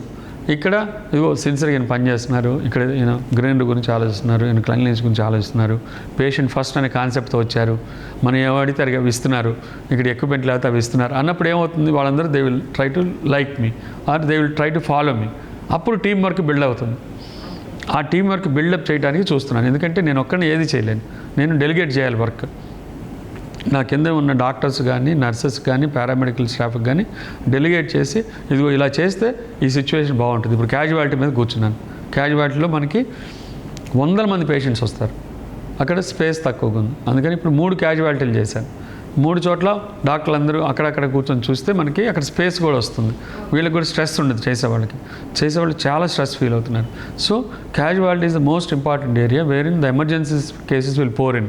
సో అందుకని అక్కడ 3గా డివైడ్ చేసి ఎక్కువ మందిని అకామిడేట్ చేసి ఎక్కువ మంది డాక్టర్ డిఫరెంట్గా స్ప్రెడ్ అయ్యి యాక్సిడెంట్ కేసులంతా ఒక చోట, ఎమర్జెన్సీ కేసులని ఒక చోట, అలా చేసుకుంటూ వచ్చాను. చేసుకుని డివైడ్ చేశాను. ఇప్పుడు కొంచెం హాయిగా ఉంది. లేకపోతే ఓ పాయిజన్ కేసు దగ్గర ఓ చక్కర ఇరిగిపోయినవాడు ఒకడు వస్తాడు, కొయ్యో మరో అంటుంటాడు. ఈ పేషెంట్ చెప్తుంది, వీడు అరుస్తుంటే వినపడదు మనకి. ఆ డాక్టర్లందరూ అయినా కూడా దాంట్లోనే పని చేసుకుంటూ వెళ్ళిపోతున్నాం. డిస్టర్బెన్స్ పని అయిపోతుంది. ప్లస్ చేయబుద్ధి కాదు. ఏదో అంటే అంత గందరగోళంగా ఉంటుంది అక్కడ. జరుగుతుంది అది అక్కడ. అది మనకి ఎక్కడ నష్టం జరగకూడదు, ఎక్కడ డయాగ్నోస్ లేట్ అవ్వకూడదు. డివైడ్ చేసాం. ఇలాంటి సిచ్యువేషన్స్ అన్నీ మనం అక్కడ ఉన్నవే మనము ఆర్గనైజ్ చేస్తున్నాం. అందరితో నేనేం సృష్టించట్లేదు, నేనేం మిరకల్స్ చేయట్లేదు. కానీ ఆర్గనైజ్ చేసి అక్కడ డాక్టర్ హాయిగా ఉండాలి, పేషెంట్ హాయిగా ఉండాలి. ఎందుకంటే వాళ్ళిద్దరూ హాయిగా ఉంటేనే డాక్టర్ పేషెంట్ రిలేషన్ ఫామ్ అయ్యి అక్కడ వాళ్ళ డయాగ్నోస్ జరుగుతుంది, ట్రీట్మెంట్ జరుగుతుంది. అదే ఒక మాట అంటారు, బాగా అల్లరి చేసే స్టూడెంట్ నేనట అల్లరి చేసే క్లాస్కి పంపిస్తే వాళ్ళంతా కరెక్ట్గా చేస్తారట. అందుకే జీజీహెచ్లో అన్నీ మీరు ఇక్కడ వర్క్ చేస్తుండి ఇక్కడ మీ సేవలు అందించారు కాబట్టి ఇక్కడ ఏంటన్నది మీకు మాత్రమే తెలుసు. క్యాజువల్ అంటే నేను ఆర్థోపెడిక్ సర్జన్గా, ట్రామా టీమ్ మెంబర్గా, ట్రామా అంటే యాక్సిడెంట్స్ చూసే డాక్టర్, నేను క్యాజువాలిటీ గురించి పూర్తి అవగాహన ఉన్న మనిషిని. సో అక్కడ మంచిగా జరిగితే త్రూఅవుట్ హాస్పిటల్ కూడా మంచిగా జరుగుతుంది. ఎందుకంటే అక్కడి నుంచి వచ్చే పేషెంట్స్ లోపలికి వీళ్ళందరూ లోపల డిస్ట్రిబ్యూట్ అవుతారు. సో అక్కడ మనం మంచిగా చేస్తే అక్కడి నుంచి లోపలికి ఆహ్లాదం స్ప్రెడ్ అవుతుంది. సార్ ఒక డౌటు, ఎంతోమంది పేషెంట్లు వందల్లో కలవాలనుకున్న ఒక 10 మందికో ఎంతమందికో మీరు కనిపిస్తారు. ఒక మీడియా పరంగా ఒక సలహా ఇద్దామని చూస్తున్నాం. ఇప్పుడు ప్రతి ఒక్కళ్ళు మీతో మాట్లాడాలంటే అవ్వదు, ఎందుకంటే మీరు గవర్నమెంట్ మొత్తం అటెండ్ అవ్వాలి, కలెక్టర్ ఆఫీసులు ఉంటాయి, మళ్ళీ ఇక్కడ సంబంధించిన ముఖ్యమంత్రి వాళ్ళు చాలా ఉంటాయి మీకు వర్కులు. ఈ కోణంలో ఒక మెయిల్ అనేది, ఒక మెసేజ్ అనేది, వాట్సాప్ అనేది మీరు చూసే విధంగా పేషెంట్లకు వెళ్ళేలాగా, వాళ్ళు మీకు చెప్పుకునేలాగా ఏదైనా క్రియేట్ చేసేది ఉందా? అంటే యాక్చువల్గా నేను వచ్చిన తర్వాతనే మనకి ఏమవుతుంది, అందరు డాక్టర్స్ బిజీగా ఉంటారు. సూపరింటెండెంట్ అంటే ఇప్పుడు ట్రీట్మెంట్ వైజ్ కాకపోయినా అడ్మినిస్ట్రేటివ్ పరంగా బిజీగా ఉంటారు. మీటింగ్స్ అనో, జూమ్ మీటింగ్స్ అనో, ఇక్కడ హాస్పిటల్లో మొత్తం ఏమైనా చేయాలి అంటే మంచిగా స్ట్రాంగ్గా చేయాలి, హాస్పిటల్ నెక్స్ట్ లెవెల్ తీసుకెళ్ళాలంటే బాగా వర్క్ చేయాలి. సో నేను పొదుగులు పేషెంట్ ఇంటరాక్ట్ కావడం కుదరదు. కాబట్టి మనం ఏమనుకున్నానండి, నేను అలాగే చాలామంది ప్రజాప్రతినిధులు కంటిన్యూస్గా సార్ మా ఈ పేషెంట్ ఉన్నారు, మాకు ఈ పేషెంట్ ఉన్నారు, మంచిగా చూడండి అని చెప్తూ ఉంటారు. పాపం వాళ్ళకి కూడా చాలా ప్రెషర్ ఉంటుంది. ఎందుకంటే వాళ్ళు పల్లెటూళ్ళు అక్కడక్కడ ఎమ్మెల్యేస్ అంతా వచ్చినప్పుడు వాళ్ళకి పల్లెటూళ్ళ నుంచి చాలామంది పేషెంట్స్ వస్తారు. వాళ్ళకి ఏదో మహాసముద్రం నాకు కనపడుతుంది. అప్పుడు నాకు ఫోన్ చేసి డాక్టర్ గారు చూడండి అన్నప్పుడు ఏం చేయాలి, నేను వాళ్ళకి కూడా భరోసా ఇవ్వాలి. సార్ ఏం పర్లేదు, మీ పంపించిన పేషెంట్ మంచిగా చూసుకుంటాం అని చెప్పగలను. సో అలా చెప్పడానికి మనం ఫాస్ట్ రెస్పాన్స్ సెల్ అని పెట్టాం, FRC పెట్టారు. దాంట్లో ఒక డాక్టర్ ఉంటారు, ఒక PRO లాంటి మనిషి ఉంటారు. ఇతను డాక్టర్ వెళ్ళి చూడలేదు, డాక్టర్ ఇతనికి చెప్తే ఈయన పోయి ఏ వార్డులో ఆ ఇప్పుడు సపోజ్ ఒక ఎమ్మెల్యే గారు ఫోన్ చేశారు, ఇదిగో ఈ వార్డులో ఆ పేషెంట్ వెళ్ళి చూసి అతను ఫోటో తీసి వీళ్ళకి ఇలా ఉన్నారు ఎమ్మెల్యే గారు, ఇది ఎమ్మెల్యే గారు చూసి రమ్మన్నారు చెప్పి వస్తారు. ఇలాంటి ఒక సెల్ బై నేను డైరెక్ట్గా ఉండను దీంట్లో. కానీ ఎవరికి ప్రాబ్లం వచ్చినా డైరెక్ట్గా నాతో ఎప్పుడైనా మాట్లాడచ్చు. ఈ ఛాంబర్ ఎప్పుడు ఎవరికైనా ఓపెన్, కామన్ మ్యాన్కి ఓపెన్ ఇది. ఎందుకంటే I'm a common man doctor. నేను కామన్ మ్యాన్ డాక్టర్ కాబట్టి నేను ఏ కార్పొరేట్ సెక్టర్కి వెళ్ళిపోయి నేను అసలు ఇక్కడ మీ దగ్గర కనిపించేవాడిని కాదు. నేను కామన్ మ్యాన్ డాక్టర్ ఉండాలనే ఉద్దేశంతో టీచింగ్ చేయటం ఇష్టం కాబట్టి నాకు మెడికల్ కాలేజీకి attach tertiary care hospital like GGH గుంటూరులో ఇలా మేము ముందు సూపర్నెట్గా మాట్లాడుతున్నాను. లేకపోతే ఎప్పుడో నేను ఈ జాబ్ క్విట్ చేసి బయటకు వెళ్ళిపోయి ఉండేవాడిని. సార్, రాజకీయంగా చైతన్యవంతమైన గుంటూరు డిస్టిక్లో GGH సూపరింటెండెంట్గా విధులు నిర్వహించడం సామాన్యమైన విషయం కాదు. రాజకీయ ఒత్తిళ్లు ఎదుర్కొంటున్నారా అని అడిగితే, అంటే రాజకీయ ఒత్తిడి కన్నా కూడా ఇది ఒక సిస్టమ్, ఇది ఒక democratic way of doing things. ఇది ఇప్పుడు ఒక ప్రజాప్రతినిధి ఎన్నుకొనబడతాడు. ఎందుకు ఎన్నుకొనబడ్డాడు? అక్కడ ఉన్న పబ్లిక్కి న్యాయం చేయటం కోసం. ఆ న్యాయం చేయటంలో ఒకటి ఆరోగ్యం. ఆరోగ్యమే మహాభాగ్యం. ఆ కామన్ మ్యాన్కి మంచిగా ఆరోగ్యం ఉంటే ఆ డబ్బులు 4 సేవ్ అయ్యి ఆ పిల్లల్ని పోషించుకోగలుగుతాడు. ఆ జబ్బేదో వచ్చినప్పుడు, అనారోగ్యం పాలైనప్పుడు తను డబ్బులు పెట్టలేని హాస్పిటల్స్కి వెళ్ళి అక్కడ డబ్బులని పోగొట్టుకొని, అంటే అనారోగ్యం పోవటం వల్ల డాక్టర్లు తీసుకుంటారని కాదు, తనకి ఆ ఖర్చు అవ్వటం వల్ల వెనకబడిపోతుంది. తను పిల్లల ఎడ్యుకేషన్ వెనకబడిపోవచ్చు, తన భవిష్యత్తు వెనకబడిపోవచ్చు, లేదా పెళ్ళం ఆరోగ్యం దెబ్బతినచ్చు ఈ గోళ్ళు. ఇలాంటివన్నీ ఉన్న ఒక సిచ్యువేషన్లో రైతువారి మనకి ఏంటంటే అగ్రికల్చరల్ బేస్డ్ సొసైటీ మంది. సో ఈ ప్రజాప్రతినిధుల దగ్గరికి ఈ కామన్ మ్యాన్ వస్తారు. వచ్చినప్పుడు రైతు కూలి అవ్వచ్చు, రైతు అవ్వచ్చు, కార్మికుడు అవ్వచ్చు, డైలీ వేస్ వర్కర్ అవ్వచ్చు. ఏమవుతుంది, వాళ్ళకి వీళ్ళు అండగా ఉంటారు. వాళ్ళకి వాళ్ళు అండగా ఉన్నప్పుడు వాళ్ళు మాకు ఫోన్ చేసేప్పుడు మేము ఎందుకు అండగా ఉండకూడదు? ఇది ప్రభుత్వం పెట్టిన హాస్పిటల్. కామన్ మ్యాన్ బయట చేయించుకోలేని ఒక మనిషి మా దగ్గరికి వచ్చినప్పుడు అతనికి ఆరోగ్యం ఇవ్వడానికి నాకేమైంది సూపర్నెంట్గా? ఇది ఒత్తిడి అనుకోవట్లేదు నేను. ఇది part and parcel of my job here as a superintendent. ఎందుకంటే వాళ్ళు కాంటాక్ట్ చేయగలిగింది సూపర్నెంట్ని. నేను ఎవరిని కాంటాక్ట్ చేస్తాను? ఆ పలానా హెచ్ఓడి ఆ డిపార్ట్మెంట్కి ఫోన్ చేసి, బాబు ఈ ఎమ్మెల్యే గారు ఈ పేషెంట్ గురించి చెప్పారు, మంచిగా చూడండి. అందరి పేషెంట్లు ఒకళ్ళే. మీకు తెలుసా, ఈ హాస్పిటల్ మొత్తంలో నేను బోర్డులు రాయించాను, రోగి రోగమే రికమెండేషను, రోగి రోగమే రికమెండేషన్లు అవసరం లేదని రాయించాను నేను అసిస్టెంట్ ప్రొఫెసర్, అసోసియేట్ ప్రొఫెసర్గా ఉన్నప్పుడు. ఎందుకని? నిజంగా అయితే అది అక్కడ పనిచేసే చిన్న చిన్న డాక్టర్లు ఒత్తిడి అది. ప్లస్ పేషెంట్ అక్కడ డాక్టర్ల మాట విండు. నాకు ఇది ఉంది, సపోజ్ ఒక ఎమ్మెల్యే గారు, ఉదాహరణ ఎమ్మెల్యే గారు చెప్పారు, బ్లడ్ ఇవ్వండి అయ్యా. ఎమ్మెల్యే గారు చేసి బ్లడ్ ఎందుకు ఇవ్వాలంట? అంటే కామన్ మ్యాన్ యాటిట్యూడ్ అలా ఉంటుంది. నాకు మా ఎమ్మెల్యే గారు చెప్పారు, అన్నీ నాకు ఇక జరిగిపోవాలంటారు. మనకి ఇక్కడ ప్రాబ్లం ఏంది? బ్లడ్ ఇవ్వాలి. ఆ వైఫ్కో ఎవరికో ఎనీమియా ఉంది, బ్లడ్ ఇస్తే కానీ ఆ బిడ్డ పుట్టదు. బ్లడ్ ఇవ్వడానికి ఇష్టపడ్డు. నాకు ఒకసారి చెప్తే కూడా మీరు ఎవరా అంట. బ్లడ్ కొనేది కాదు, బ్లడ్ ఎవరిని ఇస్తే బయటకు వచ్చేది. ఊరినే ఉదాహరణ చెప్తాను మీకు ఎలా ఉన్న సిచ్యువేషన్స్ అని. సో వాళ్ళ కొడుకో ఎవరైనా బ్లడ్ ఇస్తే, లేకపోతే సపోజ్ బ్లడ్ బ్యాంకులో 100 బాటిల్స్ బ్లడ్ ఉంది, తలా ఒకటి ఇచ్చేసాం అనుకోండి, రిప్లేస్మెంట్ లేకుండా, మొత్తం ఊరిని ఒక క్షణంలో అయిపోతాయి ఈ హాస్పిటల్. అందుకని మేము చిన్న రూల్ పెడతాం, ఏంటి, అయ్యా మీ తాలూకు వాళ్ళు ఎవరైనా బ్లడ్ ఇస్తే, ఏ బ్లడ్ ఇచ్చినా సరే మేము మీ పేషెంట్ని మంచి బ్లడ్ ఇస్తాము. కానీ అది అక్కడ జరగదు. ఇలాంటి సిచ్యువేషన్స్ ఉంటాయి అక్కడ. అందుకని అది ఆలోచించి రోగి రోగమే రికమెండేషను అని పెట్టాను. నిజమే కదా? ఎవరైనా ఒకటే, ఏ పేషెంట్ అయినా ఒకటే ఉండదు. రోగికి ఎమర్జెన్సీ అయితే ఎమర్జెన్సీ ఆపరేషన్ చేస్తాము. ఎలక్టివ్ అయితే పడుకోబెట్టి వార్డులో తీసుకొచ్చి టెస్టులన్నీ చేసి ఎలక్టివ్ ఆపరేషన్ చేస్తాము. 24 గంటల ఆపరేషన్ 24 గంటల్లో ఎమ్మడే చేసేస్తాము. ఓపెన్ ఫ్రాక్చర్ ఎమ్మడే కరెక్ట్గా మొత్తం కడిగా డెబ్రాన్మెంట్ చేసేసి శుభ్రంగా ఎక్స్టర్నల్ ఫిక్సేటర్ వేసేసి ఫిక్స్ చేస్తాము. ఎక్కడికక్కడ దేన్ని బట్టి దాని సైన్స్ ఇది, హ్యూమన్ సైన్స్ ఇది. ఎక్కడ డిలే అవడానికి అసలు ఛాన్స్ లేని ఒక పెద్ద వ్యవస్థ ఇది. ఈ వ్యవస్థలో అసలు ఏం అక్కర్లా, పేషెంటే మాకు. విద్య వైద్యం అనేది ఉచితంగా ఉండాలని ముందే చెప్పారు. వైద్యం కూడా చాలా ముందు ఇక్కడ చక్కగా ప్రతిదీ ఇక్కడ ఏ చిన్న ఖర్చు లేకుండా అద్భుతంగా గవర్నమెంట్ కోట్ల రూపాయలు ఖర్చు పెట్టి మాకు జీతాలు కానీ, పారామెడికల్ కానీ, నర్సెస్ కానీ జీతాలు కానీ ఇస్తూ, ఇక్కడ ప్రతి సౌకర్యం కలగజేస్తూ, ప్రతి మెషినరీ ఇస్తూ, మందులు ఇస్తూ, ఇన్ని చేస్తుంటే మేము ఎందుకు చేయకూడదు? అందుకని కామన్ మ్యాన్ కోసం పెట్టిన హాస్పిటల్ కాబట్టి వాళ్ళు చెప్పినా చెప్పను, అయితే వాళ్ళు చెప్తే రెస్పెక్ట్ఫుల్గా మేము చక్కగా ఇంకా బాగా చేస్తాము. చెప్పడం నేను తప్పు ఎప్పుడు పట్టను, చక్కగా చెప్తే ఎందుకు చెప్తాను అదే చెప్పాను కదా. ఇది ఒక సిస్టమ్, డెమోక్రటిక్ సిస్టమ్. వాళ్ళకి కామన్ మ్యాన్ వెల్బీయింగ్ కావాలి. వాళ్ళ దగ్గర వస్తారు, అయ్యా మా తాలూకు మా అమ్మాయి అక్కడ హాస్పిటల్ అడ్మిట్ అయింది, ఒక మాట చెప్పండి అయ్యా, బాగా చూస్తారు, ఇంకా బాగా చూస్తారు అంటారు, అంతే కదా. మా దగ్గరికి వచ్చి ఆయన అయ్యా మా పేషెంట్ బాగా చూడమంటాడు. దీంట్లో ఏం తప్పు ఉంది? అసలు చక్కగా చూస్తాం. ఒక రిక్వెస్ట్, దానికే ఎఫ్ఆర్సీ సిస్టమ్ పెట్టాము. అయ్యా అందరినీ మంచిగా చూడండి, ఆ ఎమ్మెల్యే గారికి మళ్ళీ ఫోన్ చేసి చెప్తాము, వాళ్ళకి ఇదిగో మీ పేషెంట్ బాగున్నాడు అని భరోసా ఇద్దాం. వాళ్ళు కూడా హ్యాపీగా ఉంటారు. వాళ్ళకు కూడా ఆ ఊళ్ళలో వెళ్ళినప్పుడు అయ్యా మీరు గవర్నమెంట్ హాస్పిటల్ పంపించారు, బాగా చూశారు అని చిన్న పేరు వస్తుంది. ఎవరైనా దీనికోసమే కదా. నొప్పించకూడదు. దీంట్లో ఒత్తిడి ఏముంది? ఇది మనం చేసే పనే, ఇంకొంచెం మంచిగా చేస్తాం. దీనివల్ల నష్టమేమి లేదు. దీన్ని మనం ఎప్పుడు దీన్ని ఒత్తిడి అనుకోలేదు నేను. దీనికి మంచిది, ఆ సిస్టమ్ రన్ అవ్వాలి. డెమోక్రటిక్ సిస్టంలో ఇవన్నీ రన్ అవ్వాలి. సార్ మీ మొదటి ప్రాక్టీస్ ఏ జిల్లాలో నిర్వహించారు? ఇక్కడ నేను వచ్చింది అంటే వైజాగ్ నుంచి వచ్చింది ఇక్కడికే డైరెక్ట్. నేను యాక్చువల్గా అయితే చంద్రబాబు గారు నాకు ఉద్యోగం ఇచ్చింది. నేను 3 సార్లు ట్రై చేశాను, రాలా. నేను తిరుపతి బాడీ హాస్పిటల్ ఎంఎస్ ఆర్థోపెడిక్స్ అయిన తర్వాత 3 సంవత్సరాలు వరుసగా ఇవి అప్పేర్ అయ్యా.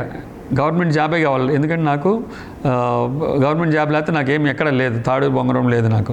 నేను థర్మామీటర్ కొనుక్కోవాలి, నేనే కొనుక్కోవాలి, సిరంజ్ కొనుక్కోవాలి, నేనే కొనుక్కోవాలి. అలాంటి సిచ్యువేషన్ నాకు జాబ్ ఉంటే కానీ నా లైఫ్ సస్టైన్ చేయలేను ఆ రోజుల్లో. Government job need.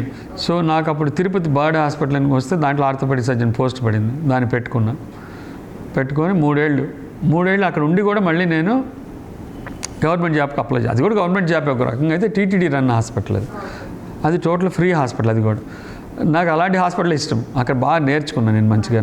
సో ఆ 3 ఏళ్ళు రాలా సరే, అందుకని అక్కడే పని చేసుకున్నాను. కానీ 3వ ఏడు అక్కడికి వదిలేద్దాము, మనం గుంటూరు వైపు వద్దాము అనుకున్న టైంలో నాకు జాబ్ వచ్చింది. అప్పుడు చంద్రబాబు నాయుడు గారి గవర్నమెంట్ 97, 98 అప్పుడు ఇక్కడికి వస్తుంటే చంద్రబాబు గారు ఒక ఇది తీసుకొచ్చారు ప్రోగ్రామ్. ఎంఎస్ అయినా సరే, ఏ డాక్టర్ అయినా సరే 1 year రూరల్లో పనిచేయాలి. నేను జస్ట్ ఈ కాలేజీలో అడుగుపెట్టే టైంలో మళ్ళీ జియో కొత్తది వచ్చింది. 1 year చేశాను నిజాంపట్నంలో చేశాను. ఆ తర్వాత ఇటు వచ్చారు, తర్వాత అసిస్టెంట్ ప్రొఫెసర్కి వచ్చాను. 1 year చేసిన తర్వాత నాకు ఇచ్చేసారు. ఫస్ట్ రూరల్గా అక్కడ చేయాలి, చేసిన తర్వాత ఎందుకు రూరల్గా అక్కడ చేసే అంటే డాక్టర్స్ అందరూ రూరల్కి వెళ్ళట్లేదు, అందరూ సిటీస్లోనే కూర్చుంటున్నారు పోయి, అందుకని ఆ సిస్టమ్ పెట్టారు అప్పట్లో. ఇప్పుడు కూడా ఉన్నాయి అలాంటివన్నీ. ఆ లెక్కన చూసుకుంటే మీ జీజీహెచ్లో చాలామంది 100 కొద్ది డాక్టర్స్ ఉన్నారు. మరి మీరెందుకు ప్రైవేట్ హాస్పిటల్ పెడతారు కదా, మీరెందుకు మెడికల్ క్యాంపులు పెట్టారు? ఇక్కడ కాదు, అసలు మామూలుగా కొన్ని రూరల్లో, గుంటూరులో మెడికల్ క్యాంపులు పెడితేనే కదా అక్కడున్న పేషెంట్లు అసలు ఏంటి జీజీహెచ్ అనేది వచ్చేది. జీజీహెచ్కి అసలు ఏ క్యాంపులు పెట్టకపోయినా 1000 మంది వస్తున్నారు, అది కాదు అసలు. జీహెచ్కి క్యాంపులే అక్కర్లేదు, ఎందుకంటే ఇది ఫ్రీ హాస్పిటల్ కాబట్టి పబ్లిసిటీ అక్కర్లేదు. జనాలు అసలు ఇప్పుడు వచ్చే జనాలకు మనం ఏం పబ్లిసిటీ ఇవ్వాలి. పబ్లిసిటీ ఇస్తే అసలు మన ఇద్దరం ఇక్కడ కూర్చొని మాట్లాడుకునే పరిస్థితి కూడా ఉండదు. కొంతమంది రానోళ్ళు తెలియనోళ్ళు కూడా ఉంటారు కదా, చేస్తే బాగుంటుంది కదా. ఇప్పుడు అందుకే మీడియాకి అంత మనం ఇప్పుడు అంత మంచిగా మీడియాకి ఇస్తుంది ఎందుకు, ఇంకా ఇక్కడ జరగనివి తెలియాలని చెప్పి. అది నా యాక్చువల్గా నా కాన్సెప్ట్లో చాలా ఇంపార్టెంట్ కాన్సెప్ట్ అవేర్నెస్ క్రియేట్ చేయటం పబ్లిక్కి. ఎస్పెషల్లీ జీజీహెచ్లో జరిగే ఆపరేషన్లు కానీ వైద్యం కానీ జనాలకి బయట తెలియాలి. అందుకే నేను సుఖీ భవ అనే ఒక జీజీహెచ్ గైడ్ తెస్తున్నాం. మనం సెల్ ఫోన్ కొంటేనే, ఆఫ్టర్ ఆల్ ఒక సెల్ ఫోన్ కొంటేనే ఇంత యూజర్ మాన్యువల్ ఇస్తాడు. ఏ పిచ్చిది కొన్నా కూడా ఇస్తాడు, టీవీ కొన్నా ఇస్తాడు. ఇంతది మనం ఇంత పెద్ద గవర్నమెంట్ హాస్పిటల్లో కోట్ల డబ్బులు ఖర్చు పెడుతున్న గవర్నమెంట్ ఈ హాస్పిటల్లో జరిగే చాలా డిఫరెంట్ వైద్య చికిత్సలు కానీ ఆపరేషన్లు కానీ బయట డాక్టర్స్ కూడా తెలియదు, మరి కామన్ మ్యాన్కి ఏం తెలుస్తుంది. అందుకే నేను సుఖీ భవ అనే ఒక జీజీహెచ్ గైడ్ తెస్తున్నాను. దీంట్లో ఏ నెంబరు ఆల్ఫాబెటికల్గా 1, 2, 3 ఏముంటాయి, వార్డులు ఏముంటాయి, ఓపీలు ఏముంటాయి, అన్ని టోటల్గా మీకు రాబోతుంది త్వరలో. అది పెద్ద అద్భుతమైన బుక్ ఆవిష్కరిస్తాం త్వరలో. అంత దూరం ఏది అంత దూరం అని అసలు నా వల్ల కాదు అసలు. యాజ్ ఎర్లీ యాజ్ పాసిబుల్ చేస్తాం. అంత బుక్ అంతా రెడీ అవుతుంది, అన్నీ ఉంటాయి. జిహెచ్ గైడ్ అది లోపలికి రావాలి. ఏ సర్వీస్ ఉంటాయి, ఎన్ని డిపార్ట్మెంట్లు ఉన్నాయి, ఏ డిపార్ట్మెంట్లో ఏ సర్వీసులు అంతాయి, వాళ్ళు ఎప్పటి నుంచి ఎప్పటిదా పనిచేస్తారు, ఏ ఆపరేషన్ జరుగుతాయి, ఎవరికైనా తెలిసిపోతుంది. ఇది ఫస్ట్ కొన్ని కాపీలు కొట్టిన తర్వాత ఈ కాపీ ఇచ్చేస్తాం అందరికీ సర్క్యులేట్ చేస్తాం. ఇది మీడియా పరంగానే గట్టిగా మనకి మంచిగా మన ప్రజాప్రతినిధుల హ్యాండ్స్ ద్వారా అది ఇచ్చేయాలని చూస్తున్నాం. సార్, గుంటూరు గవర్నమెంట్ హాస్పిటల్ అనగానే పేద ప్రజలు ఎందుకు భయపడతారు అంటే, ఉదాహరణకైతే సరైన వైద్యం అందించరని, పేద ప్రజలను పట్టించుకోరనే భావన వారిలో ఉంది. దానికి ఎలాంటి చర్యలు మీ హయాంలో తీసుకుంటున్నారు? అదే ఇప్పుడు సాహో కాన్సెప్ట్ మనం తీసుకుంది. సాహోలో అవును. మరి ఆదరణ మీరు చూడండి, మనం తెలుగులో అయితే రక్షణ, ఆదరణ, ఆరోగ్య సంరక్షణ, క్రమబద్ధీకరణ, ఇదే మనం ఇక్కడ చేయబోతుంది. ఇక్కడ వాళ్ళ దేహంలో సందేహం తీర్చాలి డాక్టర్. అందుకే ప్రతి వార్డులో కౌన్సిలింగ్ సెంటర్స్ పెడుతున్నాం. సో సాహో కాన్సెప్ట్లో ఏంటంటే పేషెంట్ అధైర్యపడకూడదు, పేషెంట్ అభద్రతా భావంతో ఉండకూడదు, పేషెంట్ ఇక్కడ ఫ్రీ ట్రీట్మెంట్ కదా సరిగ్గా చూడలే అనే ఒక అపనమ్మకంతో ఉండకూడదు. పేషెంట్ సేఫ్గా ఉండాలి. ఎందుకంటే పేషెంట్ చాలామంది నన్ను అడుగుతారు, ఏంటి సార్ లోపలికి వస్తే అక్కడ లేనిపోని జబ్బులు వచ్చేటట్టు అంటాడు, నాతోడే అంటారు. నిజంగా, ఎందుకంటే ఒక రకమైన స్మెల్ కూడా తిరుగుతూ ఉంటుంది. దాన్ని ఇప్పుడు ఆర్గనైజ్ చేయబోతున్నాం. ఎవ్రీవేర్ చక్కగా ప్లెజెంట్గా ఉండే వాతావరణం సృష్టించాలి. స్మెల్ లేకుండా జీజీహెచ్ అనే అదే ఇందా చెప్పే కదా మీకు, అపోలో హాస్పిటల్కి దమల గోడ మీద ఉమ్మేస్తాం. కానీ ఇక్కడ వాడిని తప్పు పట్టకూడదు మనం. వాడు ఎందుకు ఉమ్మేసాడు అన్నప్పుడు నీకు ఆన్సర్ వస్తుంది అక్కడ. అది మనం ఇక్కడ చేయబోతుంది. సో వాళ్ళు అభద్రత భావన, నాకు కొత్త ఇన్ఫెక్షన్లు వస్తాయేమో, ఫ్రీ అనేది సరిగ్గా చేయరేమో, నన్ను పట్టించుకోరేమో, ఇలాంటివి మీరు మీడియా పరంగా చెప్పండి దయచేసి. ఈ హాస్పిటల్లో వీటినన్నిటినీ చాలా చక్కగా టేక్ కేర్ చేస్తున్నాము, మంచిగా ఆదరణతో ఎఫెక్షనేట్గా చూస్తాము. కొత్త ఇన్ఫెక్షన్ రాకుండా అన్ని కేర్లు తీసుకున్నాము. ఇక్కడికి వస్తే మీకు ఇబ్బంది లేకుండా చూడటానికి డాక్టర్లందరికీ ట్రైనింగ్ ఇస్తున్నాము. డాక్టర్లందరినీ క్రమశిక్షణతో ఉండాలని గట్టిగా కోరుతున్నాము. టైం మేనేజ్మెంట్ కానీ, హాస్పిటల్ డిపార్ట్మెంట్ మేనేజ్మెంట్ కానీ, ఆపరేషన్ థియేటర్ల management, everywhere they should be organised things. ఈ జీజీహెచ్లో రోజుకి ఎంతమంది పేషెంట్లు లోపలికి వస్తారు, ఎంతమంది పేషెంట్లు బయటికి వెళ్తారు పర్ డే? పర్ డే దాదాపు ఇప్పుడు ఓపీ వచ్చి 4,000 నుంచి 5,000 దాకా ఉంటుంది. ఓపీ అన్ని డిపార్ట్మెంట్లు కలిపి 17 కౌంటర్లు పెట్టాము. ఇప్పుడు 17 కౌంటర్లు. ఇది ఏ గవర్నమెంట్ హాస్పిటల్ లేదు. సో ప్రతి చోట్ల 17 కౌంటర్లు.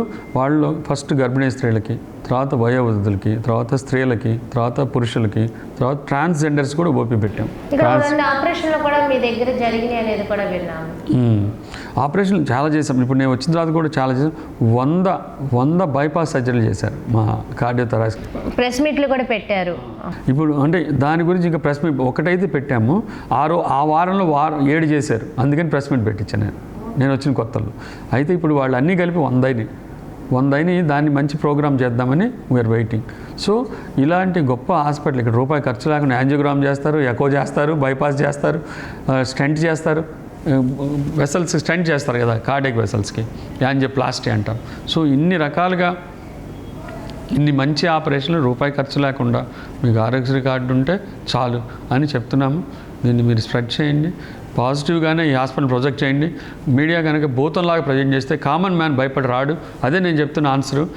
కామన్ మ్యాన్ భయపడుతున్నాడంటే ఓన్లీ మీడియా వల్ల భయపడతాడు. ఇప్పుడు మన ఇద్దరం మాట్లాడుకుంటే ఈ సమయంలో లోపల ఎన్నో ఆపరేషన్లు జరుగుతుంటాయి. ఏ ప్రైవేట్ హాస్పిటల్లో కూడా జరగవు అన్ని ఆపరేషన్లు. ఇంతమంది చక్కగా బయటికి వెళ్తుంటే చిన్న ఆపరేషన్ ఫెయిల్ అయితే ఈ ఆపరేషన్ హాస్పిటల్ అంతా భూతద్దంలా చూపించి దాన్ని భూతద్దంలో ప్రొజెక్ట్ చేసి అప్పుడు మీ క్రెడిబిలిటీ అంతా పోగొడుతున్నారు. ఇంకో కామన్ మ్యాన్ రాడు లోపలికి. వాళ్ళు అమ్మో ఈ హాస్పిటల్కి వెళ్తే ఏదో అవుతుంది దాన్నే 100 సార్లు చూపిస్తున్నారు. అదే మీరు ఇక్కడ జరిగే మిగతా 99 ఈ 99 ఆపరేషన్ సక్సెస్ అయిన వాటిని చెప్పకుండా అసలు ఒకటి సక్సెస్ అవ్వకపోతే ఇప్పుడు ఏ ఆపరేషన్ కానీ ట్యూబెక్టమీ చేసినా కూడా కొంతమంది మహిళలు చనిపోతారు. ఒక్కోసారి జరుగుతాయి. ఎపెండిసెక్టమీ, టాన్సిలెక్టమీ చేస్తే కూడా చనిపోయిన వాళ్ళు ఉన్నారు. మనం దానికి ఎవరేం చేస్తాం? ఇప్పుడు ఎందుకండి ఒక బస్ షెల్టర్లో నుంచొని ఉంటే ఒక లారీ వాడు తాగేసి వాళ్ళ బస్సు షెల్టర్లో నుంచి 6 చనిపోయారు. వాళ్ళు హెల్దీ పీపుల్ మనం ఎట్లా చెప్తాము ఏం జరుగుతున్నది కాంప్లికేషన్? అలాంటిదే కాంప్లికేషన్ కూడా. ఆపరేషన్ ఏ కోణంలో వస్తే తెలియదు. ఆపరేషన్లో కాంప్లికేషన్ అలాగే ఉంటుంది. 100 మందికి ఒక ఆపరేషన్ చేస్తే హిస్టెక్టమీ సపోజ్ గర్భసంచి తీస్తే కూడా ఒక్కోసారి మహిళలు చనిపోతుంటారు. ఒక్కొక్కసారి రేర్గా ఏదో కాంప్లికేషన్ వచ్చి మనకు తెలియదు. ఆ పేషెంట్ ఎనాటమీ కానీ ఏదో డిఫరెన్స్ ఉండొచ్చు. సో అలాంటి వాటి వల్ల ఇన్ఫెక్షన్ చనిపోవచ్చు. నెగటివ్ తక్కువ ఉన్నదాన్ని ఎక్స్పోజ్ చేయొద్దు, ఎక్కువ పాజిటివ్ జరుగుతుంది దాన్ని ఎక్స్పోజ్ చేయండి అని చెప్తున్నారు. భయాన్ని కలిగించద్దు. ఇప్పుడు పారాసిటమాల్ ట్యాబ్లెట్ 100 మందికి వేస్తే 90 మందికి హాయిగా ఉంటారు, 10 మందికి ఏదో చిన్న ప్రాబ్లం రావచ్చు. అట్లని పారాసిటమాల్ ట్యాబ్లెట్ ఆపేయట్లేదు మనం. అట్లా హిస్టెక్టమీ గర్భసంచి తీయటం ఆపట్లేదు మనం. ఎందుకంటే అది లైఫ్ సేవింగ్. అది ఆ లేడీకి అది లైఫ్ సేవింగ్. ఎక్కడో ఒకళ్ళు ప్రాబ్లం అయిందని ఆపం కదా మనం. అలాంటి సిచ్యువేషన్స్ని ఎక్స్ప్లాయిట్ చేసి వాటిని నెగిటివ్గా ప్రొజెక్ట్ చేసి భూతంగా చూపించకుండా ఉండమని మీడియాకి ఎప్పుడు నేను కోరుతాను. ఖచ్చితంగా సార్. ఏపీ మొత్తంలో గుంటూరు జీజీహెచ్ అంటే రాని వాళ్ళు అంటూ ఉండరు. మరి ప్రతి జిల్లా సూపరింటెండెంట్ వాళ్ళు కాంటాక్ట్లో ఉంటూ ఉంటారు. అంటే కొన్ని క్రిటికల్ పేషెంట్లు సబ్జెక్ట్ అనేది వస్తూ ఉంటుంది, అప్పుడు మాట్లాడుకుంటారా? తప్పకుండా అదైతే కమ్యూనికేషన్ ఉంటుంది. ఇప్పుడు మనకి వాట్సాప్లు ఈ ఫోన్లు వచ్చిన తర్వాత చాలా ఈజీ. అయితే ఒక 5 నిమిషాలు మాట్లాడినా అబ్బాయి మాకు ఈ ప్రాబ్లం వచ్చింది, మీ దగ్గర ఎట్లా సాల్వ్ చేస్తున్నారు ఇది అని ఖచ్చితంగా మాట్లాడుకుంటారు. సో ఇంకోటి, గుంటూరు గవర్నమెంట్ హాస్పిటల్ డాక్టర్స్ మధ్య కోఆర్డినేషన్ ఎలా ఉంది? అంటే గత ప్రభుత్వంలో జీజీహెచ్ని భ్రష్టు పట్టించారు. గత ప్రభుత్వంలో ఉన్నా చెప్తున్నా ఇలాగన్నా సరైన వైద్య సదుపాయాలు అందించలేకపోయారనేది వార్త ఉంది. మరి ఈ గవర్నమెంట్లో ఎంతవరకు అండగా ఉంది గవర్నమెంట్? ఈ గవర్నమెంట్ ఏంటంటే పాజిటివ్ యాటిట్యూడ్తో ఉంది. టెక్నాలజీ బాగా ఇంప్రూవ్ చేసుకొని కామన్ మ్యాన్కి ఇంకా త్వరగా రీచ్ అయ్యి త్వరగా డయాగ్నోస్ చేసి త్వరగా వాళ్ళకి హెల్త్ సెటిల్ అయ్యేలా చేయండి అని మంచిగా ఎక్విప్మెంట్ పంపించడం కానీ మెడిసిన్స్ పంపించడం కానీ ఎక్కడ ప్రాబ్లం ఉంటే అక్కడ సాల్వ్ చేయటం కానీ ఇప్పుడు ఈ టీచింగ్ హాస్పిటల్స్లో ఉన్న వేకెన్సీస్ అన్ని ఫిల్ చేసి ఇప్పుడు మనకు దాదాపు అసలు వేకెన్సీసే లేవు ఇప్పుడు ఆల్మోస్ట్ అన్ని డిపార్ట్మెంట్లో చక్కగా ఫుల్గా ఉంది స్ట్రెంగ్త్. అవన్నీ చేస్తున్నారు కాబట్టి మనము ధైర్యంగా ముందుకెళ్ళగలుగుతాం. గవర్నమెంట్ సపోర్ట్ లేకపోతే ఇప్పుడు మా హెల్త్ మినిస్టర్ శ్రీ సత్యకుమార్ యాదవ్ గారు కానీ ఇప్పుడు ఇవాళ వెల్నెస్ క్లినిక్ ఓపెన్ చేశాము. అది చంద్రబాబు గారు చాలా ప్రెస్టీజియస్గా తీసుకున్నారు. మనకి విజన్ 2047లో ప్రకారము మనము వెల్నెస్ క్లినిక్స్ పెడితే ఈ నాన్ కమ్యూనికబుల్ డిసీజెస్ ప్రివెంటబుల్ ఉన్నవన్నిటిని కూడా మనం ప్రివెంట్ చేయవచ్చు, ప్రజలు ఎడ్యుకేట్ చేస్తూ వెళ్దాము అని చెప్పి వాళ్ళు స్టార్ట్ చేశాము. అంటే గవర్నమెంట్ ఎంత పాజిటివ్గా ముందుకెళ్తుంది, ఎంత విజన్తో ముందుకెళ్తుంది అనేది చంద్రబాబు గారు ఈ జస్ట్ వెల్నెస్ క్లినిక్లు పెట్టమని చెప్పడం ద్వారా ఒక ఆర్డర్ ఐటమ్ ద్వారా అన్ని కాలేజీల్లో జీజీహెచ్లో ఈ వెల్నెస్ క్లినిక్లు ఓపెన్ అయ్యాయి ఇవాళ రోజున. ఎందుకని ఆయన విజన్ వల్ల.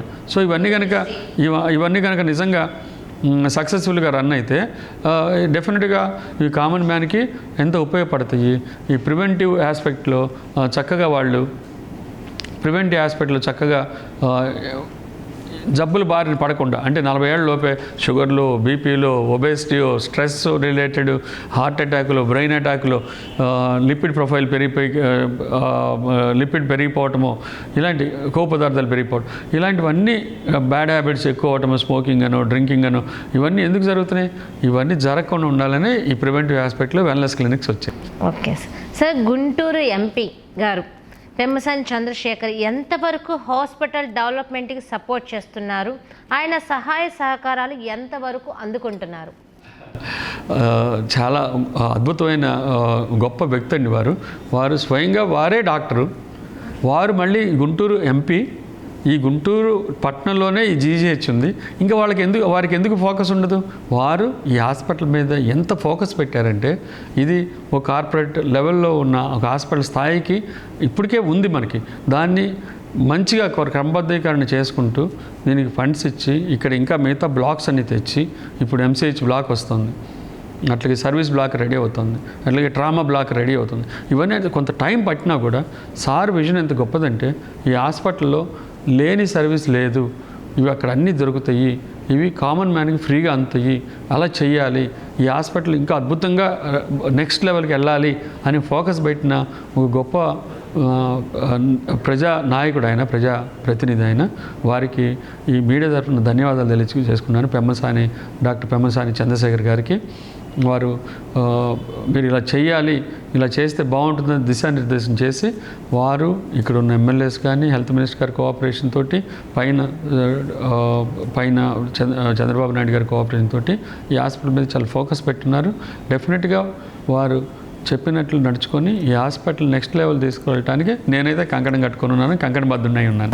అలాగే మన గుంటూరు జిల్లాలోనే జీజీహెచ్ మెయిన్ ప్రత్యేకత కాబట్టి ఇక్కడ ఉన్న 7 ఎమ్మెల్యే లోకేష్ గారు కానీ, నాదెండ్ల గారు కానీ, బోల రామాంజనేయులు, గల్లా మాధవి, మళ్ళీ శ్రవణ్ కుమార్ గారు, నజీర్ గారు, మోస్ట్లీ చూసుకుంటే ధూళిపాల నరేంద్ర గారు, వీళ్ళందరూ సహాయ సహకారాలు ఎందుకంటే 7 పేర్లు చెప్తున్నారు, అందుతున్నాయా?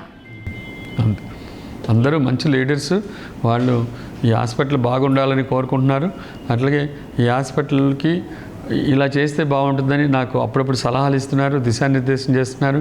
అలాగే ఈ హాస్పిటల్కి కావాల్సిన ఎక్విప్మెంట్ కానీ వాటికి రికమెండ్ చేస్తున్నారు సెంట్రల్ గవర్నమెంట్కి కానీ. సెంట్రల్ గవర్నమెంట్ అంటే మనకి యూనియన్ మినిస్టర్ మనకి పెమ్మసాని చంద్రశేఖర్ గారు ఉన్నారు కాబట్టి అక్కడి నుంచి ఫండ్స్ తేవడానికి ట్రై చేస్తాం సెంట్రల్ గవర్నమెంట్ నుంచి. ఇక్కడ లోకల్గానేమో మన హెల్త్ మినిస్టర్ సత్యకుమార్ యాదవ్ గారు. సో వీళ్ళందరూ కూడా వాళ్ళని కోఆర్డినేట్ చేసుకుని చేస్తున్నారు, చక్కగా జరుగుతుంది. మా హెచ్డిఎస్ హాస్పిటల్ డెవలప్మెంట్ సొసైటీ ఉంది, దాంట్లో మెంబర్స్ కూడా దాంట్లో ఇప్పుడు తులసి రామచంద్ర ప్రభు గారు ఈ సర్వీస్ బ్లాక్ అంతా ప్రభు గారు 10 కోట్ల పైన ఆ బ్లాక్కి రెడీగా ఉన్నారు ఆయన స్టార్ట్ చేయడానికి. మేము ఎంఓయూ జీవోకి వారంలో రాబోతుంది. అట్లాగే ఆయన నర్సింగ్ కాలేజీకి బస్సు అడగగానే 50 లక్షలు పెట్టి బస్సు కూడా రెడీ చేశారు. సో ఇంత మంచిగా మనకి ఈ గుంటూరులో దాతలు ఉన్నారు, మంచి సహృదులు ఉన్నారు, మంచి డాక్టర్లు ఉన్నారు ఇక్కడ. ఇంక ఈ గవర్నమెంట్ హాస్పిటల్ డెవలప్ అవ్వదు అని ఎందుకు అనుకోవాలి మనం? అసలు అద్భుతంగా డెవలప్ అవుతుంది. ఈ గవర్నమెంట్ సహకారం ఉంది, ప్రజల సహకారం ఉంది. సో ఇక్కడ మేము డాక్టర్స్గా నా పర్యవేక్షణలో సూపరింటెండెంట్గా టీం వర్క్ జరిగితే ఇది నెక్స్ట్ లెవెల్ వెళ్ళటమే పెద్ద కష్టమేం కాదని నాకు. గవర్నమెంట్ హాస్పిటల్లో ఉన్న హాస్పిటల్ ది బెస్ట్ హాస్పిటల్ అనిపించుకోవాలన్నదే. Okay right. సరే, ఇప్పుడు అడిగే ప్రశ్న మాత్రం నేను మిమ్మల్ని ఎప్పుడన్నా మళ్ళీ నేను అడగచ్చు సార్. మీ హయాంలో గుంటూరు గవర్నమెంట్ హాస్పిటల్ని ఒక బెస్ట్ హాస్పిటల్గా తీర్చిదిద్దడానికి ఒక ప్రణాళిక సిద్ధం చేస్తున్నారా? అదే దీంట్లోనే సాహోలో ఇమిడి ఉంది. అది ఇది కూడా దాంట్లో అదే మరి సేఫ్, ఎఫెక్షనేట్, హెల్దీ, ఆర్గనైజ్డ్ ఇక్కడ అన్నీ ఉంటాయి. ఆర్గనైజ్డ్ చేస్తే ఇంకా బాగుంటుంది. అంత తప్పితే ఏం లేదు. అయితే ఇక్కడ ఆపరేషన్స్ ఇంకా బాగా జరగాలి, ఇంకా ఎక్కువ జరగాలి. ఓకే, వీళ్ళకి అవసరమైతే స్కిల్స్ ఏమైనా తక్కువ ఉంటే ట్రైనింగ్ పంపిస్తున్నాం డాక్టర్స్ని. అలాగే ప్రతి చోట కూడా ఆర్గనైజ్డ్గా చేయటం. ఇప్పుడు ఓపీలు ఎక్కువ ఉన్నాయి, అక్కడ ఇంకో 2-3 డాక్టర్లు ఎక్కువ పెట్టడము, రూమ్స్ ఎక్కువ చేయటము, ఎక్విప్మెంట్ ఎక్కువ పెట్టడం చేసి అక్కడ కూడా మనము ఈ ప్రాబ్లం ఇప్పుడు చెప్పాను కదా, క్యాజువాలిటీ ఎక్కువ మంది 3గా డివైడ్ చేసాం. 3గా డివైడ్ చేసేసరికి మనకి ఎవరికి అక్కడ బర్డెన్ పడదు, పేషెంట్లు కూడా ఇలా చేస్తున్నాం అనమాట. సో ఇలా చేస్తే బాగా, అంటే ఎక్కడ ప్రాబ్లం ఉందో అక్కడ మనం ఆ సమస్య దగ్గర ఆ సమస్య మీద పోయి కూర్చోవాలి. కూర్చొని ఇది ఇక్కడ సాల్వ్ చేయాలి, ఈ సాల్వ్ చేయడానికి షార్ట్ టర్మ్ గోలు, లాంగ్ టర్మ్ గోలు పెట్టుకోవాలి. నేను అదే చేస్తున్నాను. షార్ట్ టర్మ్గా అయిపోయి టకటగా చేసేస్తున్నాను. లాంగ్ టర్మ్ ఇది ఇలా చేస్తే బాగుంటుంది అన్న దాని మీద మనీ కానీ టైం కానీ వెచ్చించి చేస్తూ వెళ్తున్నాను. అలా చేస్తే long term goal, short term goals కన్నా పెట్టుకొని ఈ హాస్పిటల్ ఒకరితో అయ్యేది కాదు. నా టెన్యూర్లోనే మొత్తం అవుతుందని నేను చెప్పలేను. సో ఇట్లా సబ్సిక్వెంట్గా వచ్చేవాడు అందరూ కూడా ఒకరికొకళ్ళు సహాయపడుతూ ఒకరికొకళ్ళు మిగతా ఆలోచనలు కూడా ముందుకు తీసుకెళ్తే నా ఆలోచనలు కూడా వచ్చిన వాళ్ళు ముందుకు తీసుకెళ్తే డెఫినెట్గా ఇది గొప్ప హాస్పిటల్ అవుతుంది. దీంట్లో అన్ని ఫెసిలిటీస్ ఉన్నాయి. అంతకుమించి మంచి డాక్టర్స్ ఉన్నారు ఇక్కడ, మంచి స్కిల్ఫుల్ డాక్టర్స్ ఉన్నారు, సూపర్ స్పెషలిస్టులు, బ్రాడ్ స్పెషలిస్టులు మంచిగా ఉన్నారు. సార్, ఒక డౌట్, ప్రొఫెషనల్ డాక్టర్స్ అంటే ఇక్కడ వాళ్ళైనా ఏమైనా ఫారెన్ నుంచి కూడా ఇక్కడికి వచ్చి వైద్యం సేవలు అందిస్తున్న డాక్టర్స్ ఎవరైనా ఉన్నారా? లేదు, దాదాపు ఇక్కడ వాళ్ళందరూ ఇక్కడిక్కడ చదువుకొని డిఫరెంట్ ప్లేసులు ఉన్నవాళ్ళు. బట్ ఏంటంటే చాలామంది ఫారెన్ వెళ్ళిపోయారు. అయితే ఎప్పుడన్నా మీరు ఎస్పెషల్లీ జిమ్ఖానా డాక్టర్స్ అప్పుడప్పుడు వస్తారు. మనకి త్రిపురనేని రవికుమార్ గారు వస్తారు. ఆయన by profession is an anaesthetist. ఇక్కడ ఈ కాలేజ్ చదువుకొని ఆయన అక్కడ ఎనస్థెటిస్ట్గా మంచిగా ప్రాక్టీస్ చేస్తారు. ఆయన ఇక్కడ వచ్చి అప్పుడప్పుడు ఈ బ్లాక్స్ ఎలా ఇవ్వాలి ఇలా నేర్పుతాడు. అట్లాగే ఉన్నారు గోఖలే గారు ఉన్నారు, ఇక్కడ చక్కగా ట్రాన్స్ప్లాంట్ చేస్తున్నారు, ఇక్కడ స్టూడెంట్స్ నేర్పుతున్నారు. ఇలా కొంతమంది మనకి వస్తూ ఉంటారు. ఇక్కడ దాదాపు సూపర్ స్పెషలిస్టులు అందరూ చక్కగా చేయగలుగుతారు. ఒకవేళ లేదంటే హెల్పింగ్ హ్యాండ్స్ తీసుకోవచ్చు బయట నుంచి, మనకి అదేం ప్రాబ్లం కాదు. సార్, ఫైనల్ క్వశ్చన్ సార్, ఇది నిత్యం హాస్పిటల్స్ సర్జరీస్ గురించి, అంటే ఇది కేవలం మీ వృత్తి గురించి మీ గురించి మాట్లాడుతున్న ప్రశ్నే. సర్జరీస్ గురించి వర్క్లో లీనమైపోయి ఉంటారు మీరు. వీటన్నిటి నుంచి ఉపశమనం పొందాలంటే కుటుంబ సహకారం మీకు కావాలి. ఎంతవరకు మీ మిసెస్ మీకు సపోర్ట్గా మీ పిల్లలు ఉంటున్నారు? వాళ్ళ సహకారాలు అయితే నేను ఇంత బయట ఇంత టైం స్పెండ్ చేయడానికి ఛాన్సే ఉండదు. నేను 24 అవర్స్ కష్టపడుతూనే ఉంటాను. నేను మెడికల్ క్యాంప్స్ కండక్ట్ చేస్తాను, సోషల్ సర్వీస్ చేస్తాను, ఎప్పుడు పబ్లిక్లో ఉంటాను. అదొక అలవాటు చిన్నప్పటి నుంచి. నేను NGO సెక్టర్ స్టార్ట్ చేశాను. వాక్ ఫౌండేషన్ నేను ఒక ఆర్గనైజ్ స్థాపించాను. నేను ఆల్మోస్ట్ 22 ఏళ్ళు అవుతుంది. దాని ద్వారా కొన్ని వేల మందికి ఆర్టిఫిషియల్ లిమ్స్ ఇచ్చాం ఫ్రీగా.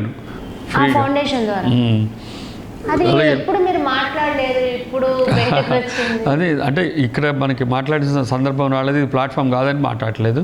అలాగే తులసి వనం అని ఓల్డ్ ఏజ్ హోమ్ పెట్టాం మా ఊళ్ళో. 20 మంది లేడీసే ఉంటారు. లేడీస్కే ఇంపార్టెంట్ ఈ సొసైటీలో ఒక ఓల్డ్ ఏజ్ హోమ్ అనేది. నా ఉద్దేశంలో వాళ్ళే ఇళ్లలో పడకను, కోడలతో పడకను, కొడుకుతో పడకను, లేకపోతే హస్బెండ్ చనిపోయిన తర్వాత ఏం చేయాలో అర్థం కాకను, సింగిల్ ఉమెన్ ఉన్న వాళ్ళకి, అంటే మేమైతే 60+ వాళ్ళే పెట్టుకున్నాం అక్కడ. అది నడుపుతున్నాం. ఎందుకు చెప్తున్నానంటే నేను ఎప్పుడు వీటి గురించి ఆలోచించి ఒకవేళ సండే దొరికింది అక్కడ పోయి కూర్చొని వాళ్ళతో స్పెండ్ చేయడం, వాళ్ళ మెడిసిన్స్ తీసుకెళ్ళడం, మెడికల్ క్యాంప్ కండక్ట్ చేయడం, ఇదే అందరూ సపోర్ట్ చేస్తారు. అవసరం వాళ్ళు కూడా వస్తారు. నా పిల్లలు ఇద్దరు డాక్టర్లు, మా వైఫ్ గైనకాలజిస్ట్. అదే డాక్టర్. సో అది వాళ్ళ సహకారాలు అయితే ఇంత చేయలేను. వాళ్ళ కోఆపరేషను, నా ఆపరేషను ఈ రెండు జరుగుతున్నాయి ఇంతవరకు. ఎందుకంటే మా సర్జికల్ బ్రాంచి ఆపరేషన్ చేయకపోతే ఏ రోజు చేయకపోయినా కూడా చేతులు దురదపడుతుంటాయి.